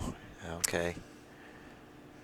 I think he probably got that a little bit inside the line. I think so. Line that Terry wanted on that one, because that really moved. It did. It moved hard, and now Terry's in full control of this end. What's he going to do? Guard or tap up the yellow, or that blue one is a bit of a problem as well, Frank. Yeah, tap up. Yeah. I mean, I don't think Terry wants to get too crazy here. He's up by 2, and he's got the hammer. Right. He's sitting 3 right now. I would think at this point, being the 7th end, if he could come out of this with a deuce at the, he'd be pretty happy to be back up 4 with 3 ends to play. Yes. But he'll certainly try to put the pressure on here for sure. Anyways. Yeah. So I think the call is to raise, hit the one top 12 at say tap it back a about foot, half of it, yeah. And Roll the shooter away. That will prevent the blue from being raised. At this looks quite light. Sweepers are really working on this one. I think Mike is coming up a little bit short on this one. In fact, it's over curling quite a bit. Well, they carried that a long ways. Oh, boy, they held it really good. Did they ever? Yeah. But Trevor has options. Yeah. Now, I would say at the most he's got a double if he's going to play their rocks, but he's also got the opportunity to tap his own back. He does. It's a risky shot, but at this point in the game, it might be worth going for it, because we're down to skip rocks, are we not? We are. Yeah, we're down to skip rocks, so you've only got 2 shots. Even if you make a double, the only double that's available there, Terry's still going to be sitting 3, and you've only got 1 shot left. Right. So I think you might want to be a little aggressive and try to get your rock tap back, even frozen to the shot rock.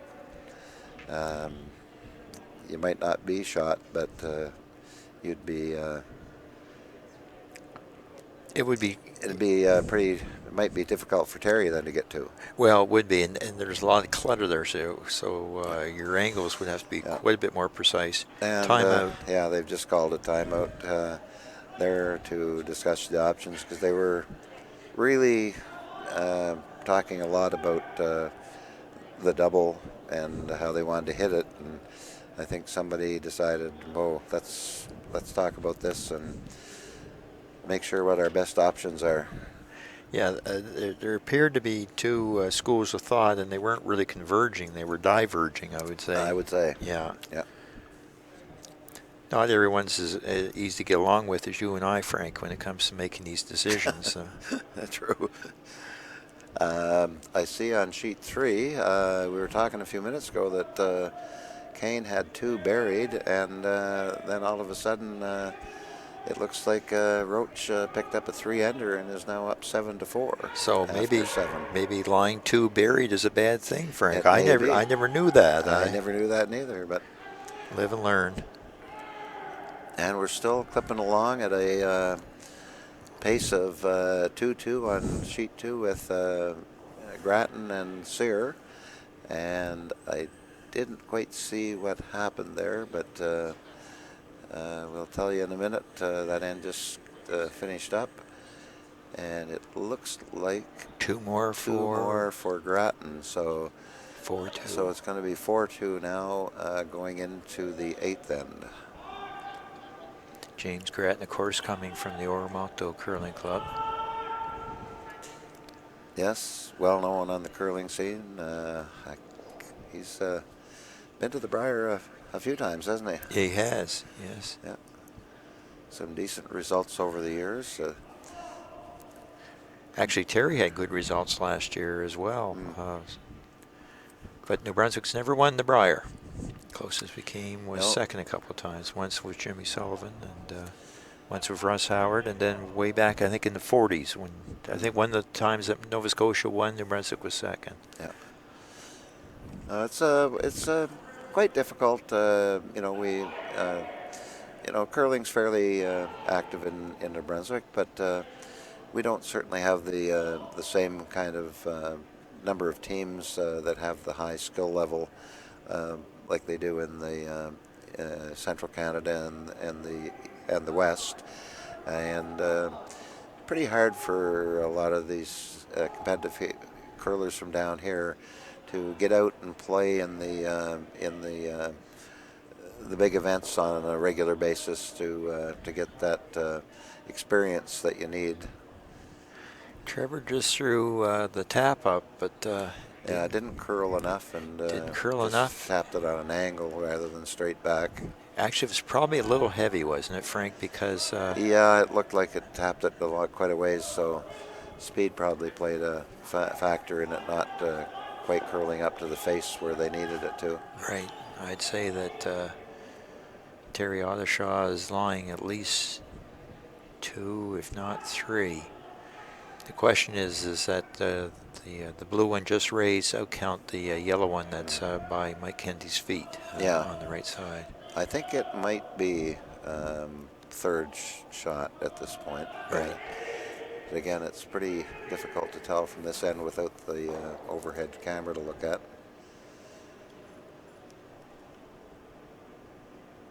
We've been certainly working hard, I know, over the last number of years in New Brunswick with giving the players as close to Briar caliber ice to play on for their provincial playdowns, so that they're a little more prepared when they do go and play in that arena setting and have the huge curl.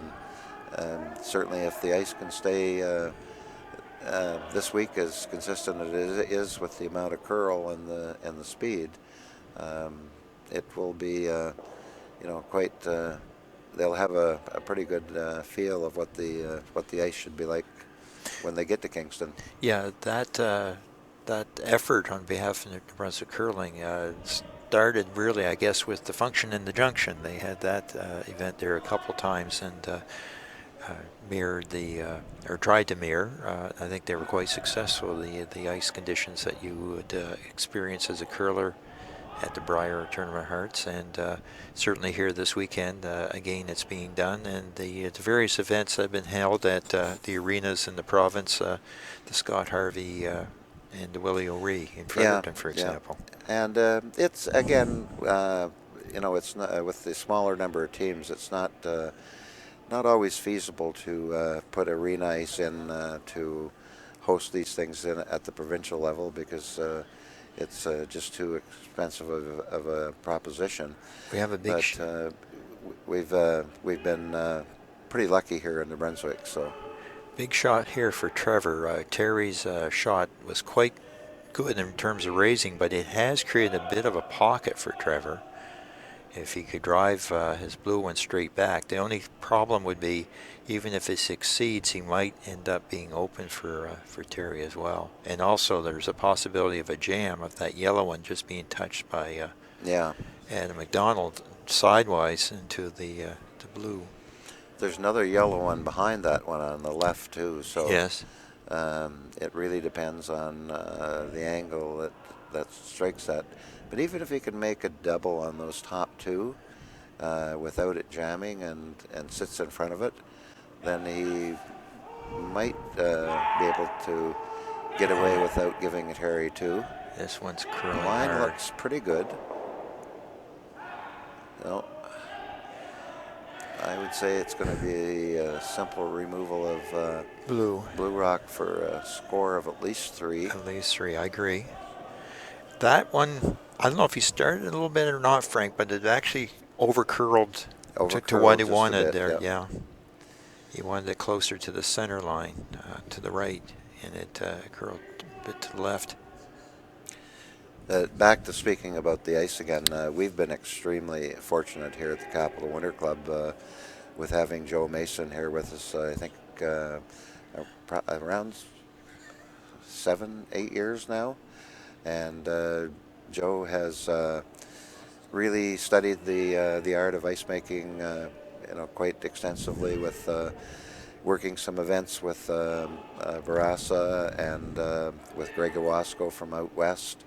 At the Canadian mixed doubles last year, and we have extremely good ice conditions. He's a level 3 ice tech, and to be able to have very similar to arena ice conditions in a curling club 7 days a week is just phenomenal. We're very blessed to be able to have that. A lot of clubs, with lower memberships around the province, it's a kind of a volunteer based thing that does the ice, and they do a pretty good job.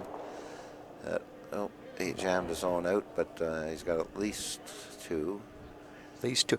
He actually at the end they were sweeping it to make it curl that little bit more. He almost flashed it. Yeah. But he hit it the way he needed to. It was a pro throw. I'm guessing 2. Well, they might measure. They may be going to measure that those 2.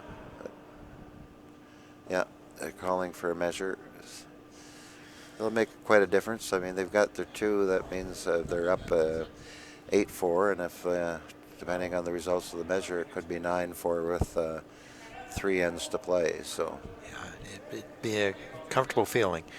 They're looking for the measure. Is there an official measure? Will they use the club one, Frank? They, I believe, are using the NBCA measuring device, but I thought he was coming down to get this one, but I'm not sure. Oh, there's someone walking up the sideboards along sheet 1 there. Okay, yeah. They're wearing black against black drapery, so it's kind of a ninja official, I guess. Right. Yeah. Well, and we're back to talking about sheet 3 again for a second, and it was only an end ago that I was saying it was getting close to the latter part of the end, and Kane was sitting 2 behind cover. Now he's sitting 1 behind a lot of cover. Well, I'm just counting up, Frank. I see 2, 4, 6, 8, 10, 12, 13 rocks of 3 rocks or 2 rocks to play. I don't know. Yeah. I don't know what was wrong with that 1 rock that didn't stay in there. No, but And Kane, they're all within 2 feet of the center line. That's right. And there's still a good opportunity for Kane, even with all the clutter that's out front there. If they get the right line, he can draw right in there on top of his own to be sitting 2 and be very difficult to remove. So he might get right back in this one very quickly here. Yeah. So they're just finishing up the measure here on sheet 4. And we'll be able to tell in a minute here what the final result of that end was.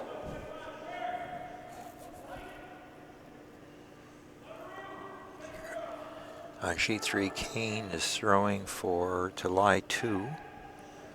It looks like he's got pretty darn good weight. He does. Their sweepers are sweeping hard. And the line is coming in really good too. He's right on top of his own. And he is sitting good in a very good position. I don't think either one of those rocks are going to be moved out of there. No. The only way Unfortunately, you can't see that on the camera. But no. We could be making all this up, folks, but we're not. All right, they're ready to start the next end on the Odishaw Hansen game, and I see a 1. No, that's Trevor's one. They haven't put up. Okay, we're just going to show you, I guess, what's going on here on sheet 3, and you can see all the interesting guards and that they've got up there. 14 rocks in play, folks. It is 14 with 2 to come, so they're. And I see what Grattan is going to try. He's going to try to play a double. Oh well. Roach, you mean? Or Roach. I'm Yes. sorry. Yes, I the wrong name. He's going to try to play. There's one shot that he's got, and he can hit the blue rock sitting out there quite thin, and probably make a double. But The rock that's about all he can do. The rock that's top 4 foot there. Yeah. Every rock was a loved rock in this end because they're all in play. We'll stay with that one just for a second, just to see what. They're playing a guard, so we'll switch you back here to sheet 4, and we'll follow back with our game here. Actually, the guard is not working. I don't know what happened to that And he rock. came quite deep on that, so actually maybe we'll There's stick an with in that. off. Let's stick with that game for a second, and we'll see how this plays out, because Ryan has a beautiful opportunity to draw another one in there, or play the hit and roll. If he could bump that yellow in a tall, Frank, there'd be a possibility of 4. It would be, yeah. So sheet 4, we're just the measure was over, and it looks like the blue rock. It looks like that's 8-4, right? So they Yes. only ended up with the Just the 2. the 2 there. So A bit of a victory for Trevor, but unfortunately it's winning the battle and losing the war. right. And now they've Going for the draw, are they, Frank? On Ryan Kane? I would Or is say that the they're in going off? for the. He might be going to play a fair bit of weight and try to. This is his last rock of the end too, isn't it? Yes. Yeah. So it doesn't look like enough for a ice for a draw. He might be almost. So we'll see what. It looks like draw weight though. It does.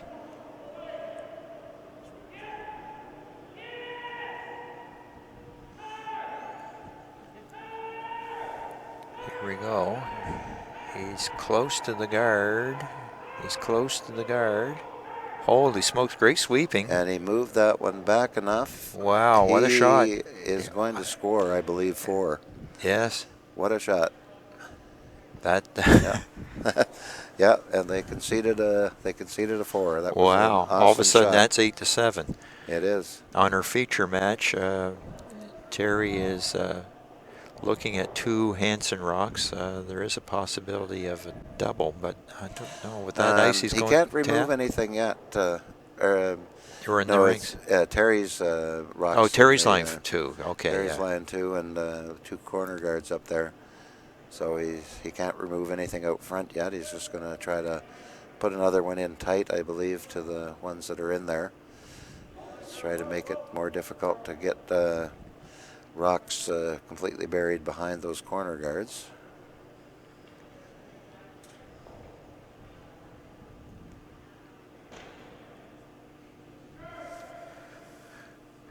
Now, Trevor, yeah, if you notice what he's doing, he's asking for back 8 weight.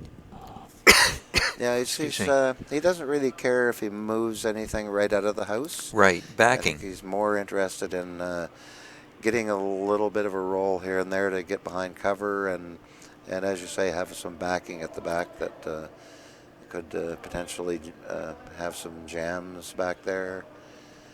He's Yeah. got to the eighth end. You pretty well got to get your deuce back here, if not three, and that would make it a lot easier. Nice rock by Chris.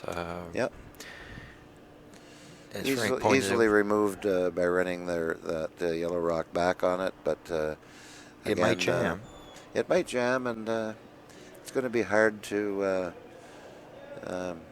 So Terry's not going to even bother with it right now. The corner guards are the dangerous ones for him right now. Going to try to clean up the front. Yeah, it makes sense because Trevor's got to gamble. He's and a great way to gamble, or a nice card to have in hand when you're gambling is it's the corner guard. Now they removed one, but they doubled up the corner guard on the right side, which is where the yellow rock that was tapped back was, Frank. So this is not a bad situation for Trevor. No, it's not, because the way those are positioned, those three that he's looking at right now, if he could just play, like, again, back 12, back line weight, and get a little bit to the inside, the right-hand side of that rock and roll in a little bit, he might have some good possibilities for this end. Incidentally, I think Trevor's the only PhD on this ice, though. Oh, yeah. He's got a PhD. I think it's in transportation engineering, civil engineering. Oh, yes. Yeah. So angles are probably something he's quite comfortable with. Chris has got that nice quiet weight again. Maybe it's too quiet. Yeah, they're going to have to work on this to get it around really that are. guard. Yeah. I think he's still by it, but no, it's just going to rub off it. However, it is in front of the stuff. Oh, it spun back in a bad place for them, though. Yeah. Well, not real bad, I don't No, suppose. I don't think so, Frank. I think anything in front at this point, it's as much as Trevor's gambling, Terry's gambling too. Yeah, the blue, that second shot is very difficult for Terry to remove at this point.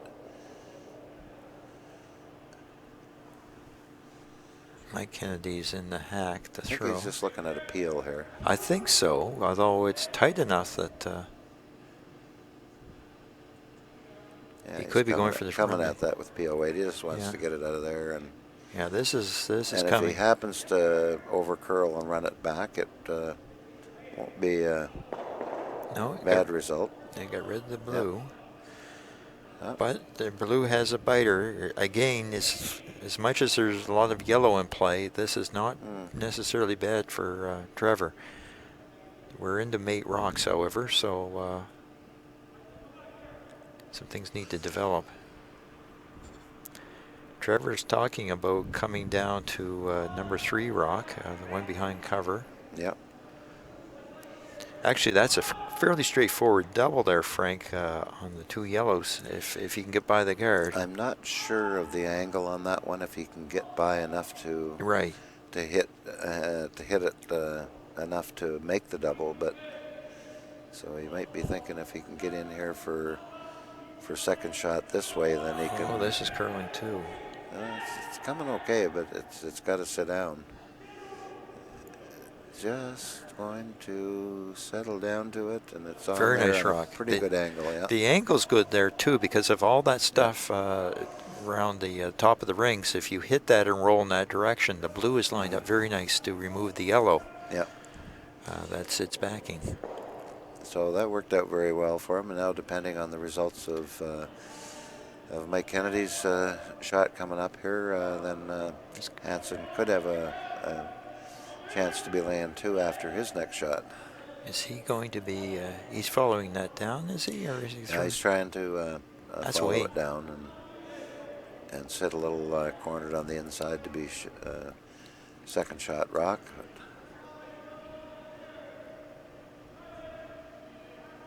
Yeah, very nice. Good sweeping. Looks like he's a little bit light, though. Yeah. Yeah, that one's going to come up a little bit late. Oh, he guarded it really. Oh yeah, I did. Right. It's partly covered around the Wow. inside. So Trevor gets a nice hit and roll behind all that. So, I think you might see Trevor make a play on the 2. make a play on the run back, or if there's enough of an angle there. Is there a hole between those 2 yellow ones? He might be just gambling that there isn't, and you can make the. Yeah, it's. It looks like there might be enough. It might be a hole, but sometimes you don't think there is, and you play the fact that there isn't, and end up going right between them. Yeah. Had many of those ones Yeah. over the years.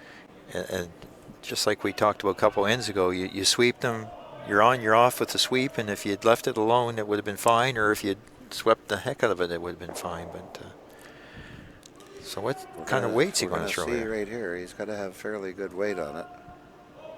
Yeah. Is he on the yellow guard? No.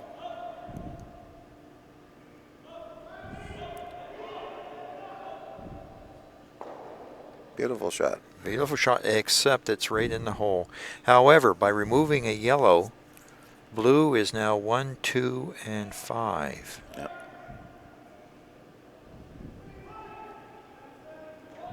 That,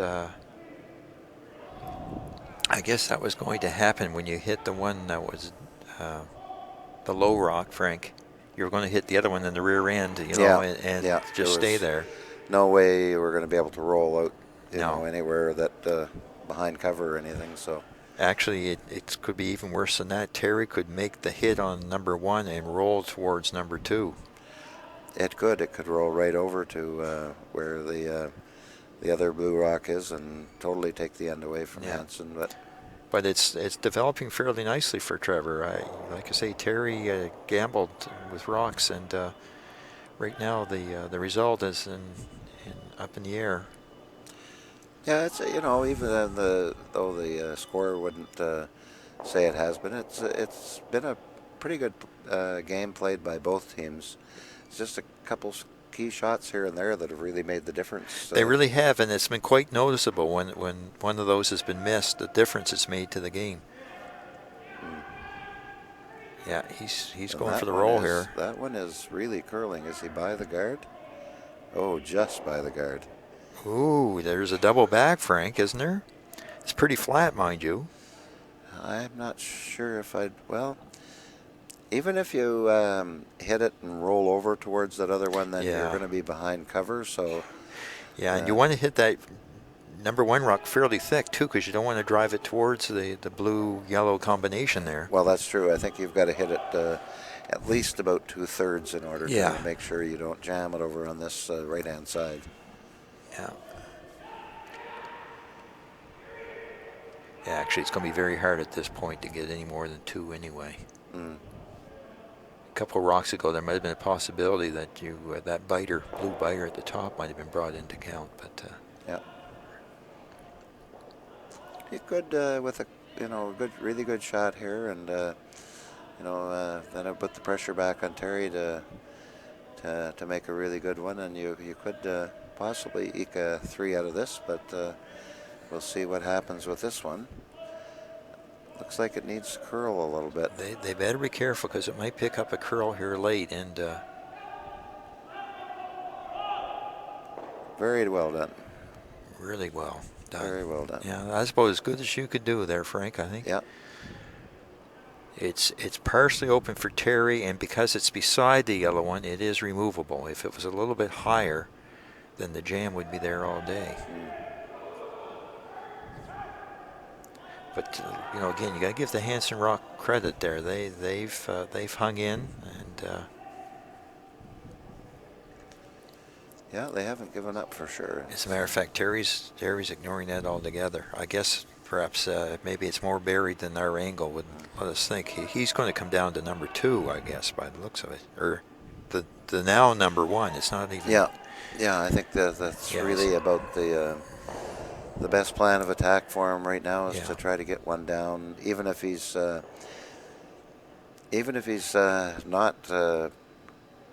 shot rock. If he was second shot and got a good angle between his and the blue one, Yeah, it'll make it more difficult for Yeah. Hansen to remove it. So that's right. I wasn't thinking. Trevor rolled away. He wasn't number one.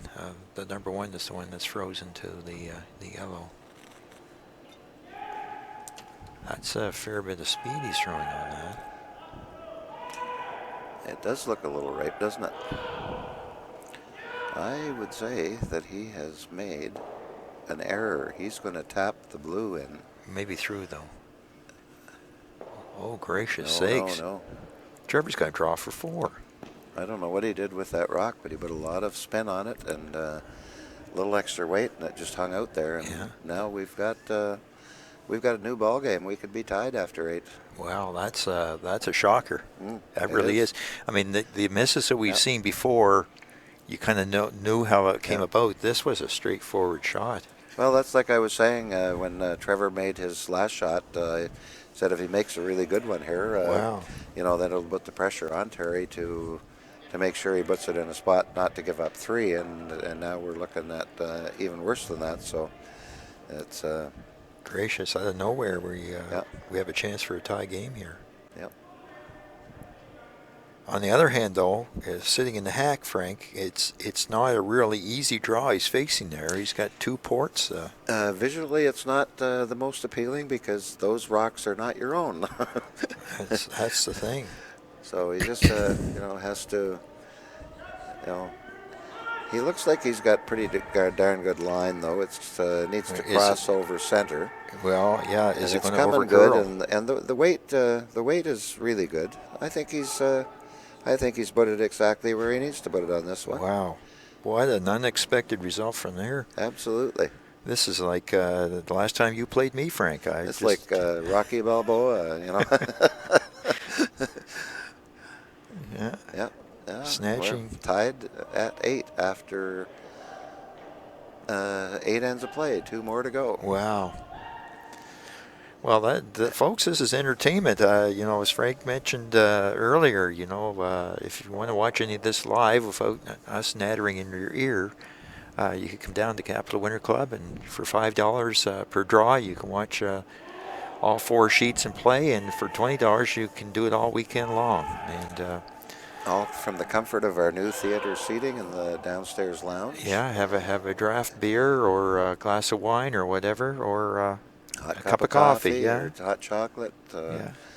We've got a little bit of everything for every taste, and we're It's hard to beat the 3 games that are playing right now have been excellent games, and Ryan Kane pulled a 4 out of nowhere, and Trevor Hansen's pulled a 4 out of nowhere, and Ed Sears giving that game is now 4-3, right? Over on, 4-3. sheet 2, and they're playing in the 9th end. Yeah, giving Grattan all he wants. And Grattan has the hammer, I believe, there, and that one right now. And so we ended up, was it 8-7 that Kane is up on? Yes. So yeah, all a little higher scores than you might see in some of these games, and I'd say a little higher than what you might see as this week progresses, once they get a little more comfortable with the ice, and that probably some of these same opportunities won't be left around. But Well, it also says a lot of good things about the 5 rock rule too, Frank. it does, yeah. Because that last end, for example, and with Ryan Kane's, guards, Yep. guards were a problem, and if you don't get them in the right spot, it's a problem. And, here we're working on a fairly simple end, actually, for our feature game, because there's a rock top 4. It's going to be removed. Trevor is gone for the removal as opposed to I'm a little guards. surprised with this because we're playing the 9th end. We're tied at 8, and I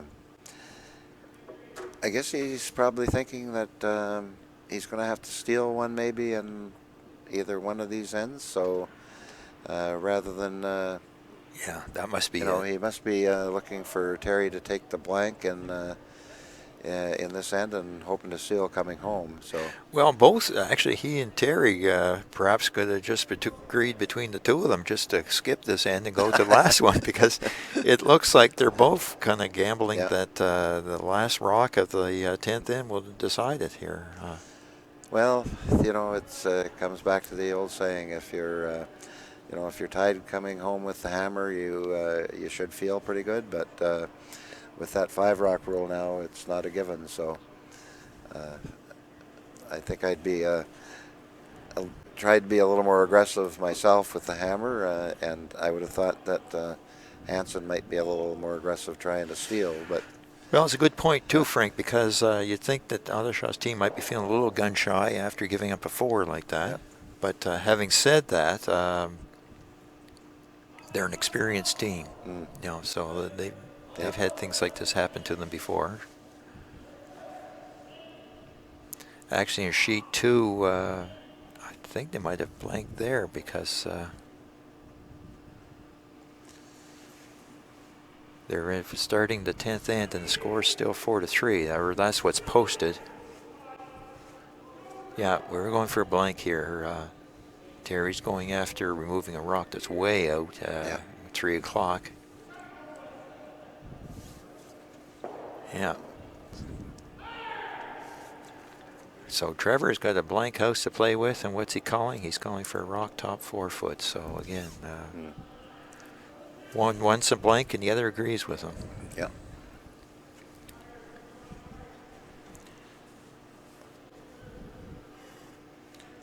Meanwhile, on sheet 2, Ed Sears' team are putting up guards, with Grattan having a rock on the 4 foot. Hansen's team might be throwing up a guard despite themselves. No, sliding into top 8 at least. Yeah, there we go.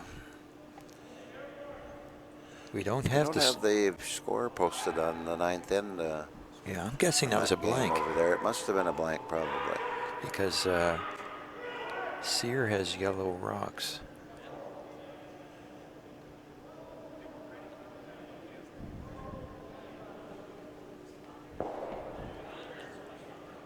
And on our sheet, the up and down the ice continues. Terry's removed the Hansen rock, and now Hansen will remove the Odishaw rock. Yeah, it's going to remain totally open, and that's going to give me an opportunity to take a little bit of a nature break for a second or two. Okay, there. sure. I'll leave it with you, and I'll be back with you in a second. So here we go with the takeout. We're down to 8 rocks here. Hit and a bit of a roll. Does it roll off? It does. And don't know if it touched the divider line or not, but actually it might even be a bit of a biter.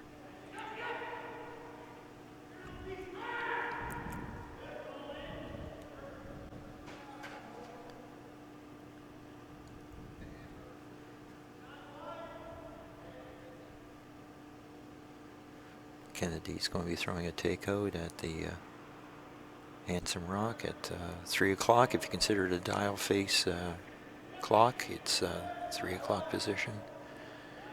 This rock is continuing to go out. If it touches the divider line before it hits the rock, then it's out of play. But it did not do that. Now this is interesting. The Kennedy rock did not get onto the rings. It's not a counter. So Trevor has decided to use it as a bit of a guard, or a bit of flack, as Russ Howard would call it. And they're going to try to curl behind it. This is curling very hard, this rock. I don't know if it'll make the rings or not. No, they're quite happy with it. More or less walking it into the rings. And it's got a corner, a portion of the rock, the blue rock behind the yellow. So what Terry's calling for is a takeout, yellow onto blue. Or is he? Or is he going to come the other way and pick out the blue? He's leaving it to Mike Kennedy to choose, and they are going to try to pick it out.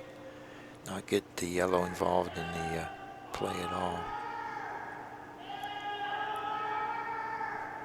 The yelling you're hearing is from sheet 3, where the Roach Cane game continues to use lots and lots of rocks in play. Yeah, just back with you here, and I see that we're still quite open on sheet 4. Nothing much happening other than banging rocks out of play.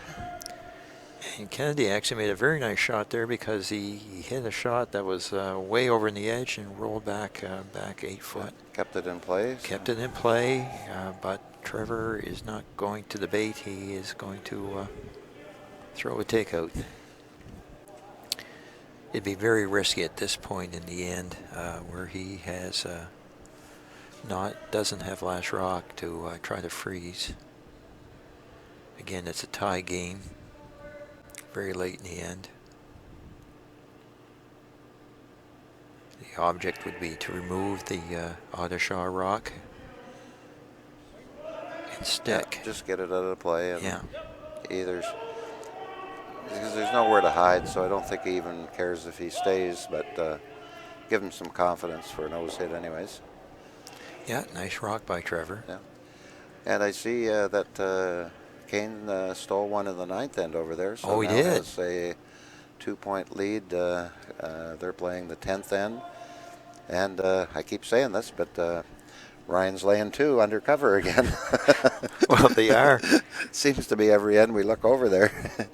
And they've got 8 rocks in play. Yeah. With 8 more rocks to come. Every rock's a wanted rock on sheet 3. Yeah.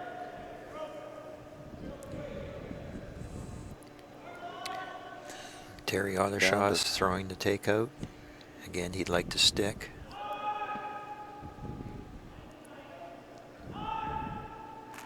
And these might look like they're straightforward rocks, but for both Terry and Trevor, you don't want to miss one now and give up either a steal or a 2-ender.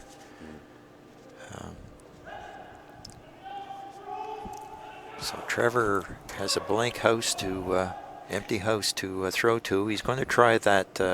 Yeah, he's going to try to sneak a corner of it around that very outside corner guard there. It'll make it a little more interesting for Terry to take it out if he puts it in the right spot. It's the shot that Mike Kennedy threw 3 rocks ago and did a very nice job on. It's interesting, Frank. I mean, what if Terry just decides to throw through and give Trevor the 1? I guess he's already got hammer next end anyway, so that would be foolish on his part. But sometimes, depending on who's got the hammer. You don't see anybody do that very often, but no, you don't. But it's a pretty old debate about one down with hammer or one up with hammer. But Odishaw already has the hammer. I guess that's where or one up without it. Yeah. So now they're debating whether it's even on the rings. Well, I guess it really doesn't matter. You got to throw. You got to get rid of it. Wouldn't be a really good thing to throw your rock through the house and then put a biter stick on that and it's in, right? Yeah. Not sure. Make it go away. Yeah. Excuse me. 9 rocks in play on sheet C with Ryan Kane, with 6 more to come. I think they occasionally might be borrowing rocks from neighboring sheets. I mean, sometimes they seem to be multiplying a lot. Yeah, that's it. They do. Every time we look over, there's more in play. and it's not because they're poorly thrown rocks. They're well thrown rocks. I mean, another beautiful shot made over there. I know Scott Archibald. Here's Terry Ottershaw's throw for the blank. Holy smokes. He was fairly close to the nose, but he had so much zip on it there that it wasn't going to stay around. So now we come down to the last end, Frank. Yep. Very interesting game. There's going to be some rocks in play this end if the Hansen team has anything to say about it. Right. I'm sure Terry would like the the first rock thrown by the Hansen team to slide into the rings, and then he would just play the hitting game with the hammer. But I don't think that's going to happen. They should have their weight totally in hand at this point of the game. Yeah, they should. As a matter of fact, the big pressure right now are on the two leads. Yeah. Because Yeah, if you put a nice center guard up there, yeah. then Chris Cogswell here. I mean, Trevor really needs guards out front. Take advantage of the 5 rock rule. And Mark Lecoq, if he could make a couple ticks, that'd be great.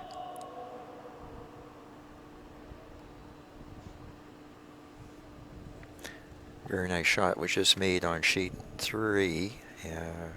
Roach more or less frozen to Ryan Keene's #1 rock on the button. So they're playing around the button with lots of rocks in play. I think Ryan will just play a nice tight guard over there and make sure that they don't have a chance to get in there and be set up to get at least a deuce to tie. So he can give up a single, but anything more than that would be a little risky. Nice rock thrown by Chris Cogswell for Hansen. Got a rock center line. He's going to try to come in right to the top 4, I imagine. Top 4, I would say, behind cover. That one still looks a little fast, but it's coming down, I guess. Yeah, you got your watch there, Frank. It's possible it's slowing down a little bit here last couple ends. ends. It might be Flattening probably. out. You know, we're into the 10th end, so you know it's the ice has held up extremely well, I must say. You know, they talk about a lot of times the ice flattening out in the final couple ends, but we certainly haven't seen any indication that any of that is happening. Now here's Chris Cogswell throwing another guard. It would be great if it was high, more or less just over the hog line. Looks like nice weight, nice line. Yep. It's going to be a little bit close to the other one, but mission accomplished for the lead for the Hansen team. He got the 2 guys. Came a little deep though. It did. It slid, didn't it? Depending on what happens now, like after Hansen's next shot, Terry will be able to start peeling guards, and I'm sure they'll go after that double peel right off the bat. Yeah, it was funny. It looked good for most of the journey, but the finish. Just curled quite a bit in the last few feet on that one. It did indeed. Mark is throwing another one in. Say they just want to be just a little bit around that front blue and right. Well, more or less Christmas tree again. Yeah. You can see how the blue protects the blue, and now the blue protects the yellow, protects the yellow. I don't think it curled quite as much as they wanted, but not bad. No. Well, that's still Actually, it's 24-2 to where it ended up in the top 12 there in the 10th end of the game. So, I'd say the speed is still holding up pretty darn good. sheet 3, there was a very nice bump by Roach. It's possible that he is #1 right now. Yeah, it's hard to tell over there. It is hard to tell. He's certainly, if he's not #1, he's #2 and #3. Yep. And what they're doing, there's so many guards up there. They're tapping in from the wings. I think they're trying to come around and play a tap back here on sheet 4. Yeah, Chris, nice looking weight on this, Frank. How about the line? The line looks really good to me. Oh boy, did they leave it too long? No, got by quite nicely. Well, actually bumped it back in a really good spot because now there's looks like a pretty easy double there unless Terry puts something Yeah. in front of that. I still think that Terry's probably going to do some peeling out front. I can't see him leaving it there. Yeah, no, it's not a good situation at all. Yeah. And a double peel actually would be a fairly straightforward shot, wouldn't it, Frank? It's I mean, you can hit it fairly thin and make it. If he hits it a little thicker, he's probably going to leave one of the guards there, but it'll all depend on the speed and line. Yeah. don't think there's going to be anything soft coming down here to try to make No, that I expect it to skip a couple times on the way.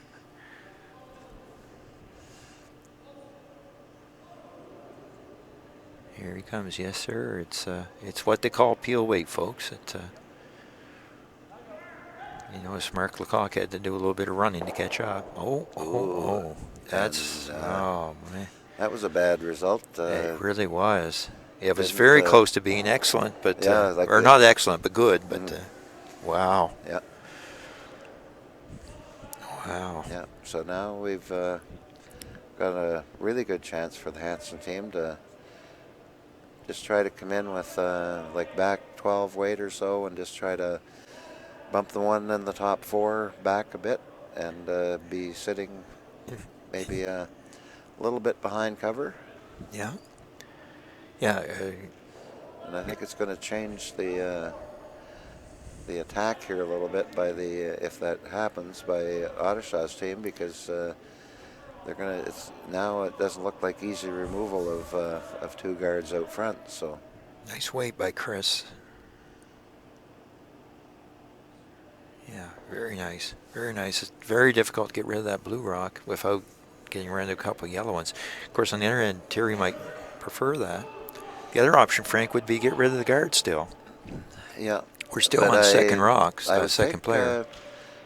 From the looks of the angles there, I'd say they've got a good opportunity to be just slightly inside nose to the center line, and push that rock out through the hole and roll behind, which the Hansen team failed to do on theirs. Right.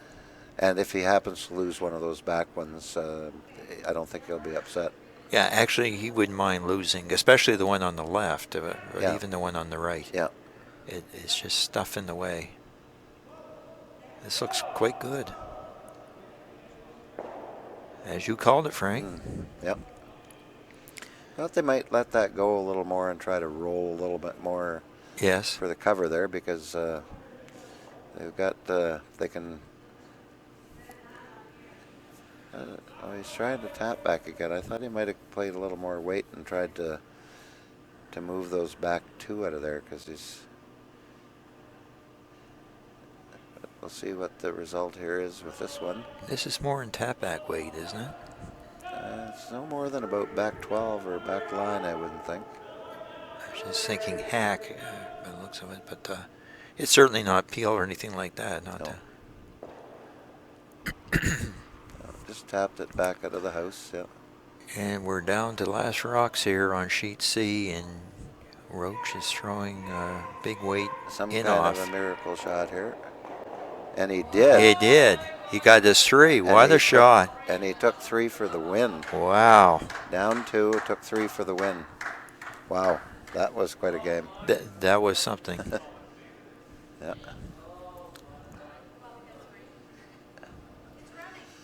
It was one of those cases, Frank, where very early in the end, Kane was number 1, Yeah. and they kept trying to protect it. Yeah. And it didn't. You have so many layers of protection that there's a hole somewhere. Beautiful rock by Roach. Yeah, very He good. and his mate, the last 3 rocks, really set that up nicely. And I guess we're over on sheet 2 as well. I didn't notice. I guess must have ended up the Grattan winning. same way, with Grattan winning 4-3 final score there, and final score 10-9 on the Kane Roach game. Wow. And we're into a timeout on our sheet. They're determining what the best thing might be to do right now. There's 3 rocks left on each side. In other words, 1 mate rock each and 2 skip rocks each. And where do you put your rocks? All Odishaw needs is 1, but all Hansen needs is 1. In the case of Hansen, he's got to steal it, and Yep. they're trying Actually, to I prevent think the Kennedy has both of his mate rocks left. Oh, so, does he have both of them? Okay. Yeah. So yeah, 4 versus 3 to come on. Oh, that's right. There's one in the hack. Sorry. Yeah. I didn't see that one there at first either. Yeah. Yeah, you got your glasses on. I don't. Doesn't say much for my glasses either. Does it? At our age, I guess we're lucky to Yeah. be seeing it all, right? Well, it gives us an excuse for missing the broom. Yeah, yeah. This is an interesting quandary here. That awful lot of rocks in play, considering that what Terry would be dreaming for would be an open draw for his one. It's not open. Wonder how much time we have on the time clocks here for the sheet 4. 124 blue and 122, 222 blue, 114 yellow. So Gee whiz, with yeah, 4 they've rocks. got 4 rocks to come. So Probably. but it's based on the thinking time. So once the rock is released from his hand, once he starts his delivery, the time clock. Yeah, actually going. stops right there, doesn't it, when he crosses the T line? Once he releases the rock. Oh, just yeah. okay. It's on the release. All right.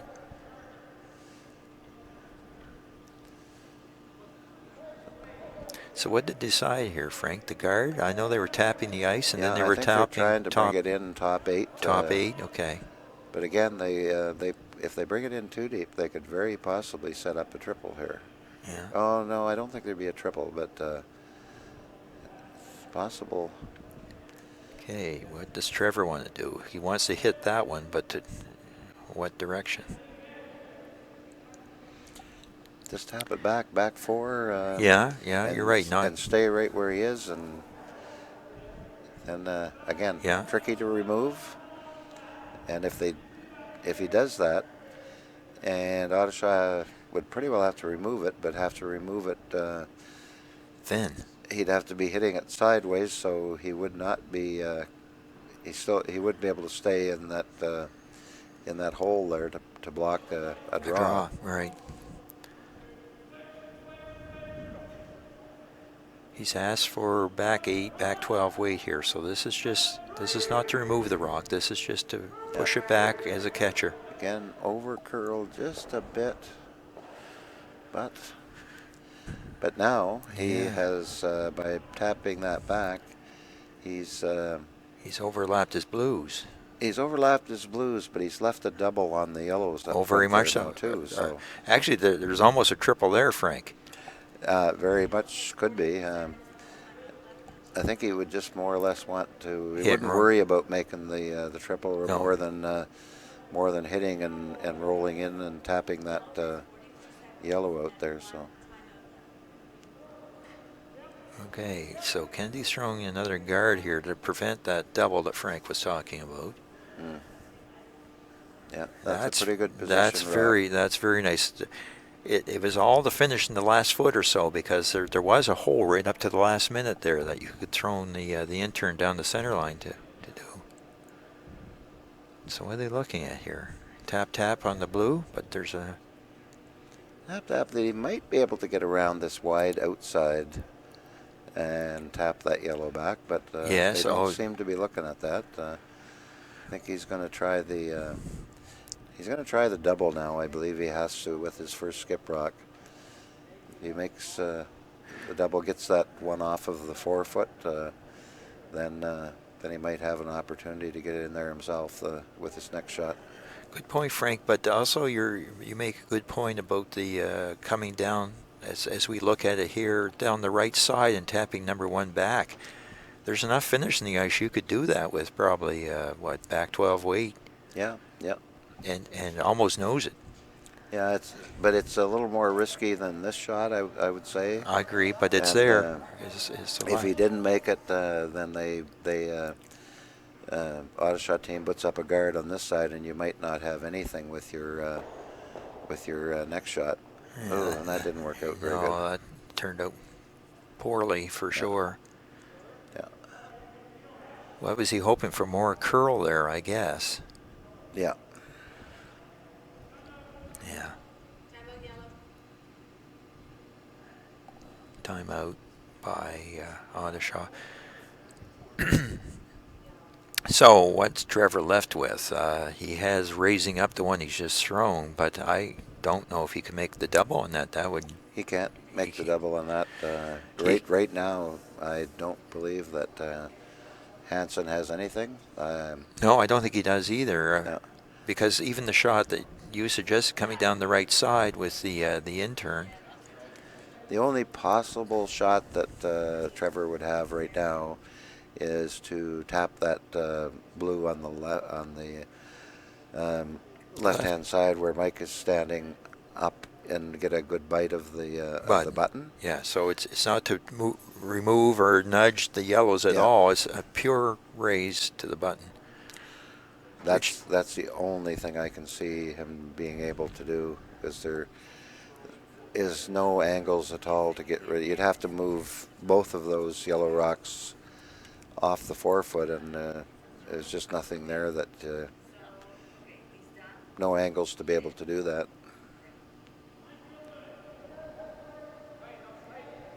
So this is a guard to prevent that, isn't it? I would say. I'm looking at the weight. It's sliding a bit more than I think some of his. Yeah, it's coming right to it. Holy smokes! But yeah, if they're smart, they'd probably keep sweeping it. Yeah, and they're just going to take that angle totally away. Yeah. Yeah. Well, timeout for the Hansen team. They have one very slim opportunity to draw through the hole and bite the button. They're looking at some potential hit opportunities, but there is, in my mind anyways, unless you see something that I don't, hitting is not an option. No, they're it's fortunate you if you were told that you had 4 rocks at the top 12 around the center line to work with, you'd say that we're in great shape. But they're all overlapping each other. They're the finest set of guards Odishaw could ask for. Yeah. Yeah. Adam was been tapping the button there. I think he realizes that. Oh boy, that's the only shot available is to come through that hole, and it is there. You just have to clear that yellow one coming in, and the sweeper's got to be totally in control of the rock on the way down if he gets the right line, and if he does put that in there, it might be hard to remove. So the hole between the yellow that's just off the rings on the left and the blues. Actually, the rock they're most likely to rub against would be the blue, I'd guess, wouldn't you? Because there'll be a curling hard at that point. Would tend to think so, that the over curl might come into play if the weight happens to be just a little down. Or this is a complete team shot, folks. It's not only Trevor's throw; it's the sweepers and Adam in the house calling the line. Well, and here's this one could mean that Terry is going to have to make a good shot on his last one, or they're sweeping it hard. It'll be game over, and Adam's I think by the looks of it, it might be going to over curl. I think it's light and too. I don't think he has quite enough weight on it. So, well played game. Look at that 5 rocks to come back. From that deficit they were at to take it into the 10th end. But thank you very much, Andy, for being here for the afternoon. And the scores are as follows. Odishaw beats Hansen 9-8. Roach beats Kane on sheet 3 10-9. Grattan beats Sear 8-3. Though that game was close until the very end. Or is that 6-3, Frank? That's 6-3. 6-3. And the score on sheet 1 is Jones over Como 9-3. 9-3 it looks like. Yep. Yeah, you have to excuse their eyesight, folks, but we're in the ballpark. Right. So we'll say goodbye, and we'll be back at 7:30 tonight with draw 2 of the 2020 Briar Tankard from Fredericton, New Brunswick Capital Winter Club. Thank you. Good night.